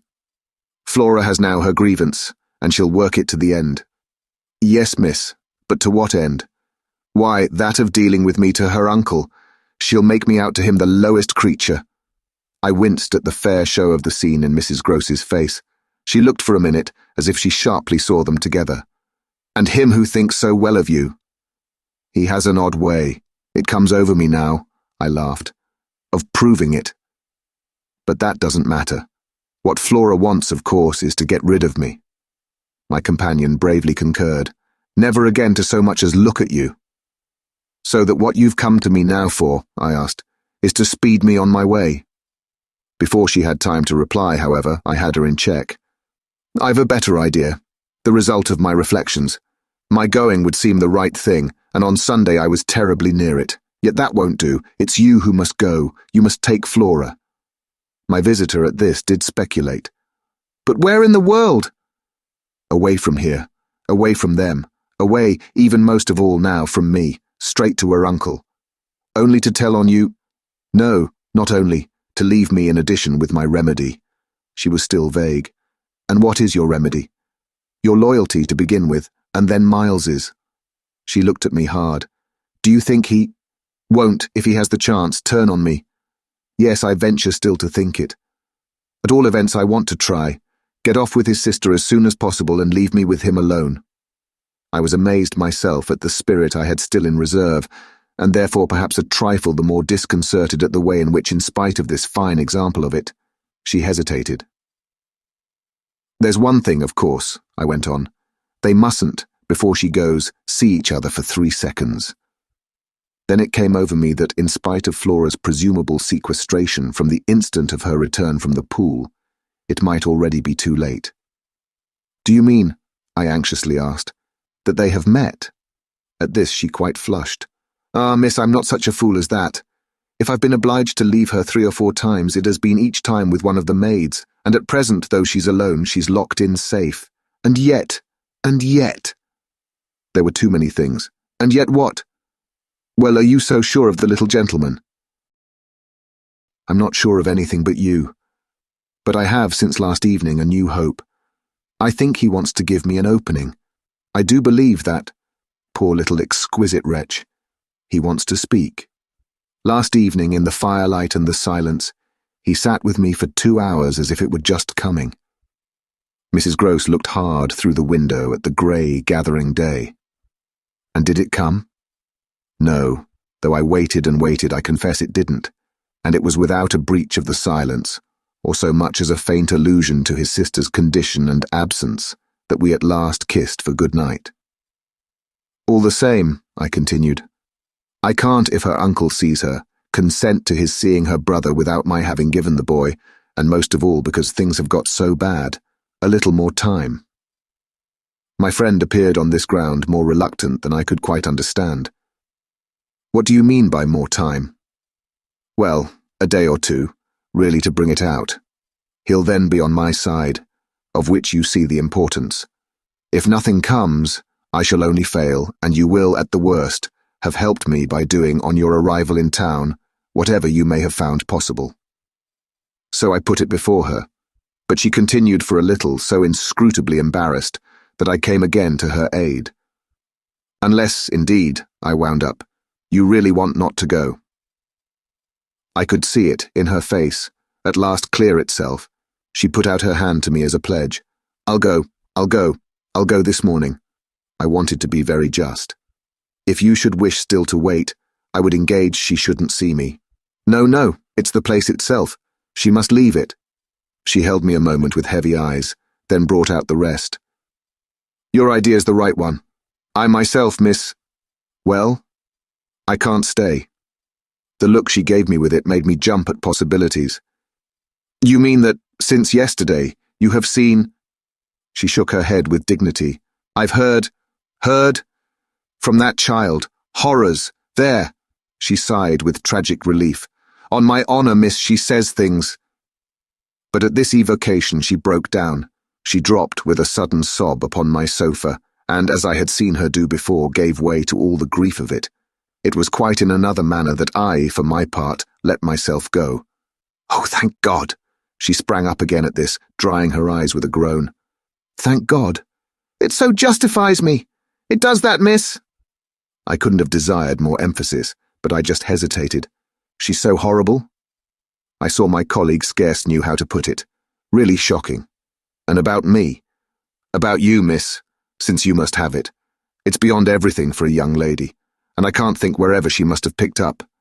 The appalling language she applied to me. I can then, I broke in with a laugh that was doubtless significant enough. It only, in truth, left my friend still more grave.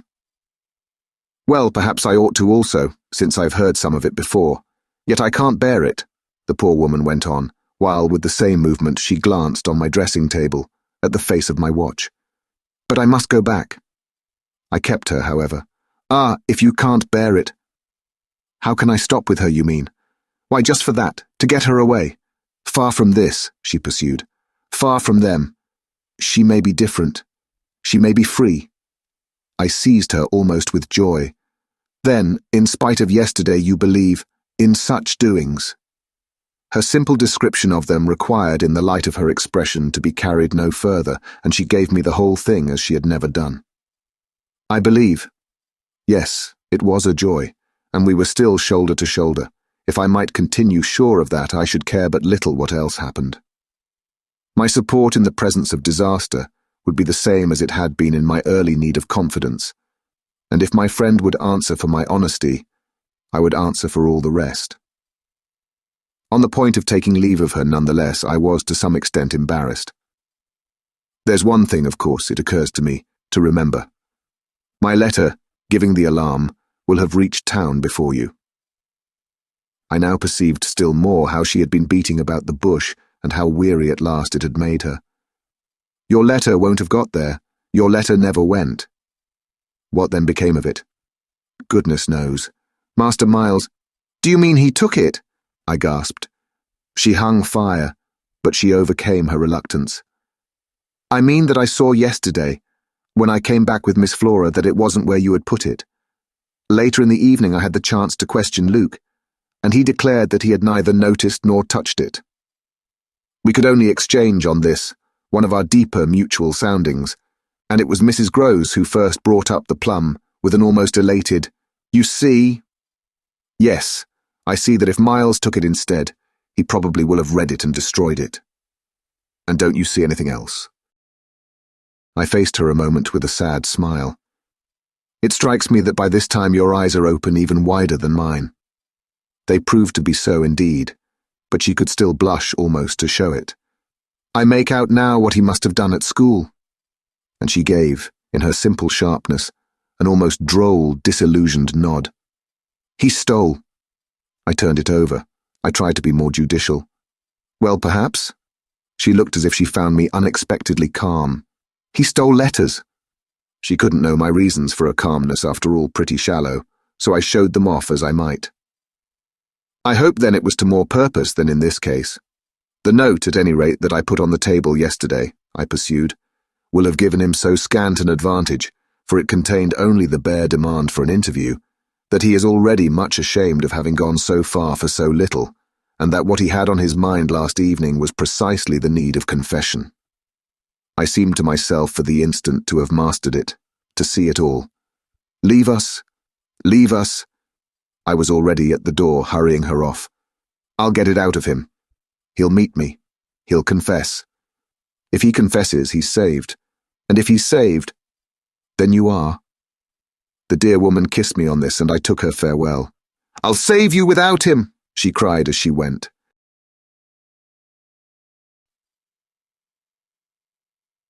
Chapter 22. Yet it was when she had got off, and I missed her on the spot, that the great pinch really came. If I had counted on what it would give me to find myself alone with Miles, I speedily perceived, at least, that it would give me a measure. No hour of my stay, in fact, was so assailed with apprehensions as that of my coming down to learn that the carriage containing Mrs. Groves and my younger pupil had already rolled out of the gates. Now I was, I said to myself, face to face with the elements, and for much of the rest of the day, while I fought my weakness, I could consider that I had been supremely rash. It was a tighter place still than I had yet turned round in, all the more that, for the first time, I could see in the aspect of others a confused reflection of the crisis. What had happened naturally caused them all to stare. There was too little of the explained, throw out whatever we might, in the suddenness of my colleague's act. The maids and the men looked blank, the effect of which on my nerves was an aggravation until I saw the necessity of making it a positive aid. It was precisely, in short, by just clutching the helm that I avoided total wreck. And I dare say that to bear up at all, I became that morning very grand and very dry. I welcomed the consciousness that I was charged with much to do, and I caused it to be known as well that left thus to myself, I was quite remarkably firm. I wandered with that manner for the next hour or two all over the place and looked, I have no doubt, as if I were ready for any onset. So, for the benefit of whom it might concern, I paraded with a sick heart. The person it appeared least to concern proved to be, till dinner, little Miles himself. My perambulations had given me, meanwhile, no glimpse of him, but they had tended to make more public the change taking place in our relation as a consequence of his having at the piano, the day before, kept me, in Flora's interest, so beguiled and befooled. The stamp of publicity had of course been fully given by her confinement and departure, and the change itself was now ushered in by our non-observance of the regular custom of the schoolroom. He had already disappeared when, on my way down, I pushed open his door, and I learned below that he had breakfasted, in the presence of a couple of the maids, with Mrs. Gross and his sister. He had then gone out, as he said, for a stroll, than which nothing, I reflected, could better have expressed his frank view of the abrupt transformation of my office. What he would not permit this office to consist of was yet to be settled. There was a queer relief, at all events, I mean for myself in especial, in the renouncement of one pretension. If so much had sprung to the surface, I scarce put it too strongly in saying that what had perhaps sprung highest was the absurdity of our prolonging the fiction that I had anything more to teach him. It sufficiently stuck out that, by tacit little tricks in which even more than myself he carried out the care for my dignity, I had had to appeal to him to let me off straining to meet him on the ground of his true capacity. He had at any rate his freedom now. I was never to touch it again. As I had amply shown, moreover, when, on his joining me in the schoolroom the previous night, I had uttered, on the subject of the interval just concluded, neither challenge nor hint.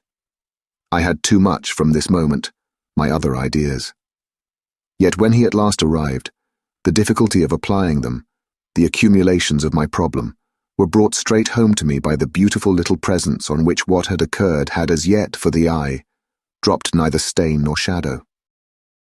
To mark, for the house, the high state I cultivated, I decreed that my meals with the boy should be served, as we called it, downstairs, so that I had been awaiting him in the ponderous pomp of the room outside of the window, of which I had had from Mrs. Gross, that first scared Sunday, my flash of something it would scarce have done to call light. Here at present I felt afresh, for I had felt it again and again, how my equilibrium depended on the success of my rigid will, the will to shut my eyes as tight as possible to the truth that what I had to deal with was, revoltingly, against nature.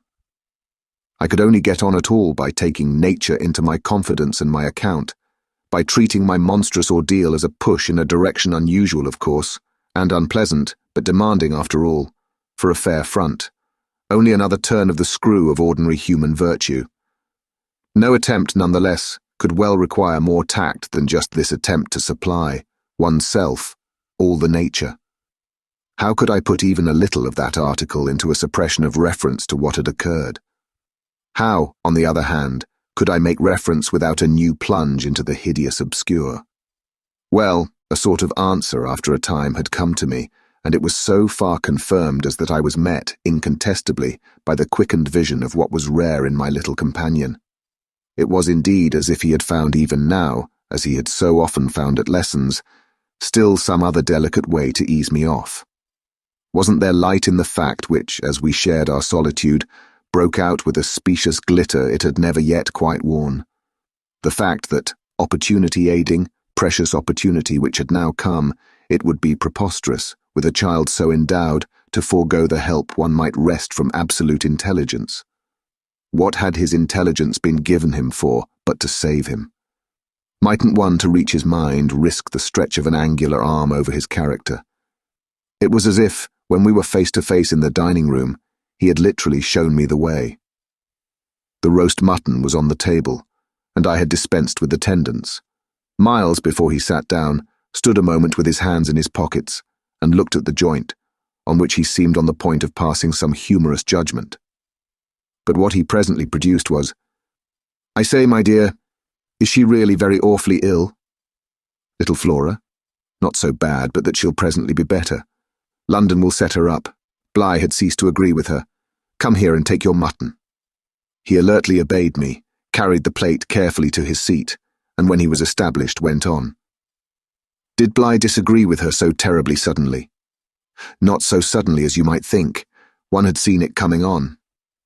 "Then why didn't you get her off before?" "Before what?" "Before she became too ill to travel." I found myself prompt. She's not too ill to travel. She only might have become so if she had stayed. This was just the moment to seize. The journey will dissipate the influence. Oh, I was grand, and carry it off. I see. Miles, for that matter, was grand too. He settled to his repast with the charming little table manner that from the day of his arrival had relieved me of all grossness of admonition. Whatever he had been driven from school for, it was not for ugly feeding. He was irreproachable as always today, but he was unmistakably more conscious. He was discernibly trying to take for granted more things than he found without assistance. Quite easy. And he dropped into peaceful silence while he felt his situation. Our meal was of the briefest, mine a vain pretense, and I had the things immediately removed. While this was done, Miles stood again with his hands in his little pockets and his back to me. Stood and looked out of the wide window through which, that other day, I had seen what pulled me up. We continued silent while the maid was with us. As silent, it whimsically occurred to me, as some young couple who, on their wedding journey at the inn, feel shy in the presence of the waiter. He turned round only when the waiter had left us. Well, so we're alone. Chapter 23. Oh, more or less. I fancy my smile was pale. Not absolutely, we shouldn't like that, I went on. No, I suppose we shouldn't. Of course we have the others. We have the others, we have indeed the others, I concurred. Yet even though we have them, he returned, still with his hands in his pockets and planted there in front of me, they don't much count, do they? I made the best of it, but I felt won. It depends on what you call much. Yes, with all accommodation. Everything depends. On this, however, he faced to the window again, and presently reached it with his vague, restless, cogitating step. He remained there a while with his forehead against the glass, in contemplation of the stupid shrubs I knew and the dull things of November. I had always my hypocrisy of work, behind which now I gained the sofa, steadying myself with it there, as I had repeatedly done at those moments of torment that I have described as the moments of my knowing the children to be given to something from which I was barred. I sufficiently obeyed my habit of being prepared for the worst. But an extraordinary impression dropped on me as I extracted a meaning from the boy's embarrassed back, none other than the impression that I was not barred now. This inference grew in a few minutes to sharp intensity, and seemed bound up with the direct perception that it was positively he who was. The frames and squares of the great window were a kind of image for him of a kind of failure. I felt that I saw him, at any rate, shut in or shut out. He was admirable, but not comfortable. I took it in with a throb of hope. Wasn't he looking, through the haunted pain, for something he couldn't see? And wasn't it the first time in the whole business that he had known such a lapse? The first, the very first. I found it a splendid portent. It made him anxious, though he watched himself. He had been anxious all day, and even while in his usual sweet little manner he sat at table, had needed all his small strange genius to give it a gloss. When he at last turned round to meet me, it was almost as if this genius had succumbed. Well, I think I'm glad Bly agrees with me. You would certainly seem to have seen these 24 hours, a good deal more of it than for some time before. I hope, I went on bravely, that you've been enjoying yourself. Oh yes, I've been ever so far. All round about, miles and miles away. I've never been so free. He had really a manner of his own, and I could only try to keep up with him. Well, do you like it? He stood there smiling. Then at last he put into 2 words. Do you? More discrimination than I had ever heard 2 words contain. Before I had time to deal with that, however, he continued as if with the sense that this was an impertinence to be softened. Nothing could be more charming than the way you take it, for of course if we're alone together now, it's you that are alone most. But I hope, he threw in, you don't particularly mind. Having to do with you? I asked. My dear child, how can I help minding? Though I've renounced all claim to your company, you're so beyond me. I at least greatly enjoy it. What else should I stay on for? He looked at me more directly, and the expression of his face, graver now, struck me as the most beautiful I had ever found in it. You stay on just for that? Certainly. I stay on as your friend and from the tremendous interest I take in you till something can be done for you that may be more worth your while. That needn't surprise you. My voice trembled so that I felt it impossible to suppress the shake. Don't you remember how I told you when I came and sat on your bed the night of the storm that there was nothing in the world I wouldn't do for you? Yes, yes. He, on his side, more and more visibly nervous, had a tone to master. But he was so much more successful than I that, laughing out through his gravity, he could pretend we were pleasantly jesting. Only that, I think, was to get me to do something for you. It was partly to get you to do something, I conceded. But you know, you didn't do it. Oh yes, he said with the brightest superficial eagerness. You wanted me to tell you something. That's it. Out, straight out. What you have on your mind, you know. Ah, then is that what you've stayed over for? He spoke with a gaiety through which I could still catch the finest little quiver of resentful passion. But I can't begin to express the effect upon me of an implication of surrender even so faint. It was as if what I had yearned for had come at last only to astonish me. Well, yes, I may as well make a clean breast of it. It was precisely for that. He waited so long that I supposed it for the purpose of repudiating the assumption on which my action had been founded. But what he finally said was, "Do you mean now? Here?" There couldn't be a better place or time. He looked round him uneasily, and I had the rare, the queer impression of the very first symptom I had seen in him of the approach of immediate fear. It was as if he were suddenly afraid of me, which struck me indeed as perhaps the best thing to make him.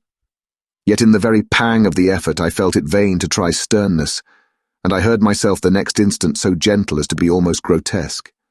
You want so to go out again? Awfully. He smiled at me heroically, and the touching little bravery of it was enhanced by his actually flushing with pain. He had picked up his hat, which he had brought in, and stood twirling it in a way that gave me, even as I was just nearly reaching port, a perverse horror of what I was doing. To do it in any way was an act of violence, for what did it consist of but the obtrusion of the idea of grossness and guilt on a small, helpless creature who had been for me a revelation of the possibilities of beautiful intercourse? Wasn't it base to create for a being so exquisite a mere alien awkwardness? I suppose I now read into our situation a clearness it couldn't have had at the time, for I seemed to see our poor eyes already lighted with some spark of a prevision of the anguish that was to come. So we circled about, with terrors and scruples, like fighters not daring to close. But it was for each other we feared. That kept us a little longer suspended and unbruised. "I'll tell you everything," Miles said. "I mean, I'll tell you anything you like. You'll stay on with me, and we shall both be all right, and I will tell you. I will. But not now." "Why not now?" My insistence turned him from me, and kept him once more at his window in a silence during which, between us, you might have heard a pin drop. Then he was before me again with the air of a person for whom outside, someone who had frankly to be reckoned with was waiting. "I have to see Luke." I had not yet reduced him to quite so vulgar a lie, and I felt proportionately ashamed. But horrible as it was, his lies made up my truth. I achieved thoughtfully a few loops of my knitting. "Well then, go to Luke, and I'll wait for what you promise. Only, in return for that, satisfy, before you leave me, one very much smaller request." He looked as if he felt he had succeeded enough to be able still a little to bargain. "Very much smaller?" "Yes, a mere fraction of the whole. Tell me." Oh, my work preoccupied me, and I was offhand. "If, yesterday afternoon from the table in the hall, you took, my letter."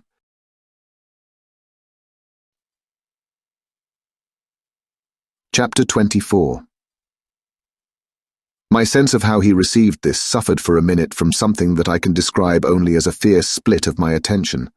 A stroke that at first, as I sprang straight up, reduced me to the mere blind movement of getting hold of him, drawing him close, and while I just fell for support against the nearest piece of furniture, instinctively keeping him with his back to the window. The appearance was full upon us that I had already had to deal with here. Peter Quint had come into view like a sentinel before a prison. The next thing I saw was that, from outside, he had reached the window, And then I knew that, close to the glass and glaring in through it, he offered once more to the room his white face of damnation. It represents but grossly what took place within me at the sight to say that on the second my decision was made. Yet I believe that no woman so overwhelmed ever in so short a time recovered her grasp of the act. It came to me in the very horror of the immediate presence that the act would be seeing and facing what I saw and faced, to keep the boy himself unaware. The inspiration, I can call it by no other name, was that I felt how voluntarily, how transcendently I might. It was like fighting with a demon for a human soul, and when I had fairly so appraised it, I saw how the human soul, held out in the tremor of my hands at arm's length, had a perfect dew of sweat on a lovely childish forehead. The face that was close to mine was as white as the face against the glass, and out of it presently came a sound, not low nor weak, but as if from much further away, that I drank like a waft of fragrance. Yes, I took it. At this, with a moan of joy, I unfolded. I drew him close, and while I held him to my breast, where I could feel in the sudden fever of his little body the tremendous pulse of his little heart, I kept my eyes on the thing at the window, and saw it move and shift its posture. I have likened it to a sentinel, but its slow wheel for a moment was rather the prowl of a baffled beast. My present quickened courage, however, was such that, not too much to let it through, I had to shade, as it were, my flame. Meanwhile the glare of the face was again at the window, the scoundrel fixed as if to watch and wait. It was the very confidence that I might now defy him, as well as the positive certitude by this time of the child's unconsciousness, that made me go on. What did you take it for? To see what you said about me. You opened the letter? I opened it. My eyes were now, as I held him off a little again, on Miles's own face, in which the collapse of mockery showed me how complete was the ravage of uneasiness. What was prodigious was that at last, by my success, his sense was sealed, and his communication stopped. He knew that he was in presence, but knew not of what, and knew still less that I also was, and that I did know. And what did this strain of trouble matter when my eyes went back to the window, only to see that the air was clear again, and, by my personal triumph, the influence quenched? There was nothing there. I felt that the cause was mine, and that I should surely get all. And you found nothing! I let my elation out. He gave the most mournful, thoughtful little headshake. Nothing! Nothing! Nothing! I almost shouted in my joy. Nothing, nothing, he sadly repeated. I kissed his forehead. It was drenched. So what have you done with it? I've burned it. Burned it? It was now or never. Is that what you did at school? Oh, what this brought up. At school? Did you take letters, or other things? Other things? He appeared now to be thinking of something far off, and that reached him only through the pressure of his anxiety. Yet it did reach him. Did I steal?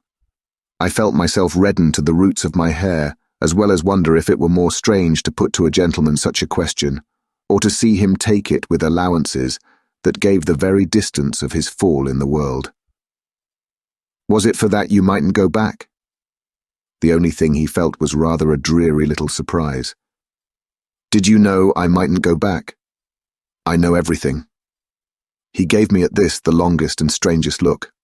Everything? Everything. Therefore did you... But I couldn't say it again. Miles could, very simply. No, I didn't steal. My face must have shown him I believed him utterly. Yet my hands, but it was for pure tenderness, shook him as if to ask him why, if it was all for nothing, he had condemned me to months of torment. What then did you do? He looked in vague pain all round the top of the room and drew his breath 2 or 3 times over as if with difficulty. He might have been standing at the bottom of the sea and raising his eyes to some faint green twilight. Well, I said things, only that. They thought it was enough. To turn you out for. Never truly had a person turned out shown so little to explain it as this little person. He appeared to weigh my question, but in a manner quite detached and almost helpless. Well, I suppose I oughtn't. But to whom did you say them? He evidently tried to remember, but it dropped. He had lost it. I don't know. He almost smiled at me in the desolation of his surrender, which was indeed practically by this time so complete that I ought to have left it there. But I was infatuated. I was blind with victory, though even then the very effect that was to have brought him so much nearer was already that of added separation. Was it to everyone? I asked. No. It was only to... But he gave a sick little headshake. I don't remember their names. Were they then so many? No, only a few. Those I liked. Those he liked. I seemed to float not into clearness, but into a darker obscure, and within a minute there had come to me out of my very pity the appalling alarm of his being perhaps innocent. It was for the instant confounding and bottomless, for if he were innocent, what then on earth was I? Paralyzed, while it lasted, by the mere brush of the question, I let him go a little, so that with a deep-drawn sigh, he turned away from me again, which, as he faced toward the clear window, I suffered, feeling that I had nothing now there to keep him from. And did they repeat what you said? I went on after a moment. He was soon at some distance from me, still breathing hard and again with the air, though now without anger for it, of being confined against his will. Once more, as he had done before, he looked up at the dim day, as if, of what had hitherto sustained him, nothing was left but an unspeakable anxiety. Oh, yes, he nevertheless replied. They must have repeated them. To those they liked, he added. There was somehow less of it than I had expected, but I turned it over. And these things came round? To the masters? Oh, yes, he answered very simply, but I didn't know they'd tell. The masters? They didn't. They've never told. That's why I ask you. He turned to me again, his little beautiful fevered face. Yes, it was too bad. Too bad. What I suppose I sometimes said, to write home. I can't name the exquisite pathos of the contradiction given to such a speech by such a speaker. I only know that the next instant I heard myself throw off with homely force, "Stuff and nonsense!" But the next after that I must have sounded stern enough. What were these things? My sternness was all for his judge, his executioner, yet it made him avert himself again, and that movement made me, with a single bound and an irrepressible cry, spring straight upon him. For there again against the glass, as if to blight his confession and stay his answer, was the hideous author of our woe, the white face of damnation. I felt a sick swim at the drop of my victory and all the return of my battle, so that the wildness of my veritable leap only served as a great betrayal. I saw him from the midst of my act, meet it with a divination, and on the perception that even now he only guessed, and that the window was still to his own eyes free, I let the impulse flame up to convert the climax of his dismay into the very proof of his liberation. "No more, no more, no more!" I shrieked, as I tried to press him against me, to my visitant. "Is she here?" Miles panted, as he caught with his sealed eyes the direction of my words. Then, as his strange she staggered me, and with a gasp I echoed it, "Miss Jessel, Miss Jessel." He with a sudden fury gave me back. I seized, stupefied, his supposition, some sequel to what we had done to Flora. But this made me only want to show him that it was better still than that. "It's not Miss Jessel, but it's at the window, straight before us. It's there, the coward horror, there for the last time." At this, after a second in which his head made the movement of a baffled dog's on a scent, and then gave a frantic little shake for air and light, he was at me in a white rage, bewildered, glaring vainly over the place and missing wholly, though it now, to my sense, filled the room like the taste of poison, the wide, overwhelming presence. "It's he?" I was so determined to have all my proof that I flashed into ice to challenge him. "Whom do you mean by he?" "Peter Quint, you devil." His face gave again round the room its convulsed supplication. "Where?" They're in my ears still, his supreme surrender of the name and his tribute to my devotion. "What does he matter now, my own? What will he ever matter? I have you," I launched at the beast, "but he has lost you forever." Then, for the demonstration of my work, There, I said to Miles. But he had already jerked straight round, stared, glared again, and seen but the quiet day. With the stroke of the loss I was so proud of, he uttered the cry of a creature hurled over an abyss, and the grasp with which I recovered him might have been that of catching him in his fall. I caught him, yes, I held him. It may be imagined with what a passion. But at the end of a minute I began to feel what it truly was that I held. We were alone with the quiet day, and his little heart, dispossessed, had stopped. Επιμέλεια Γιώργος Πιτροπογιαννάκης.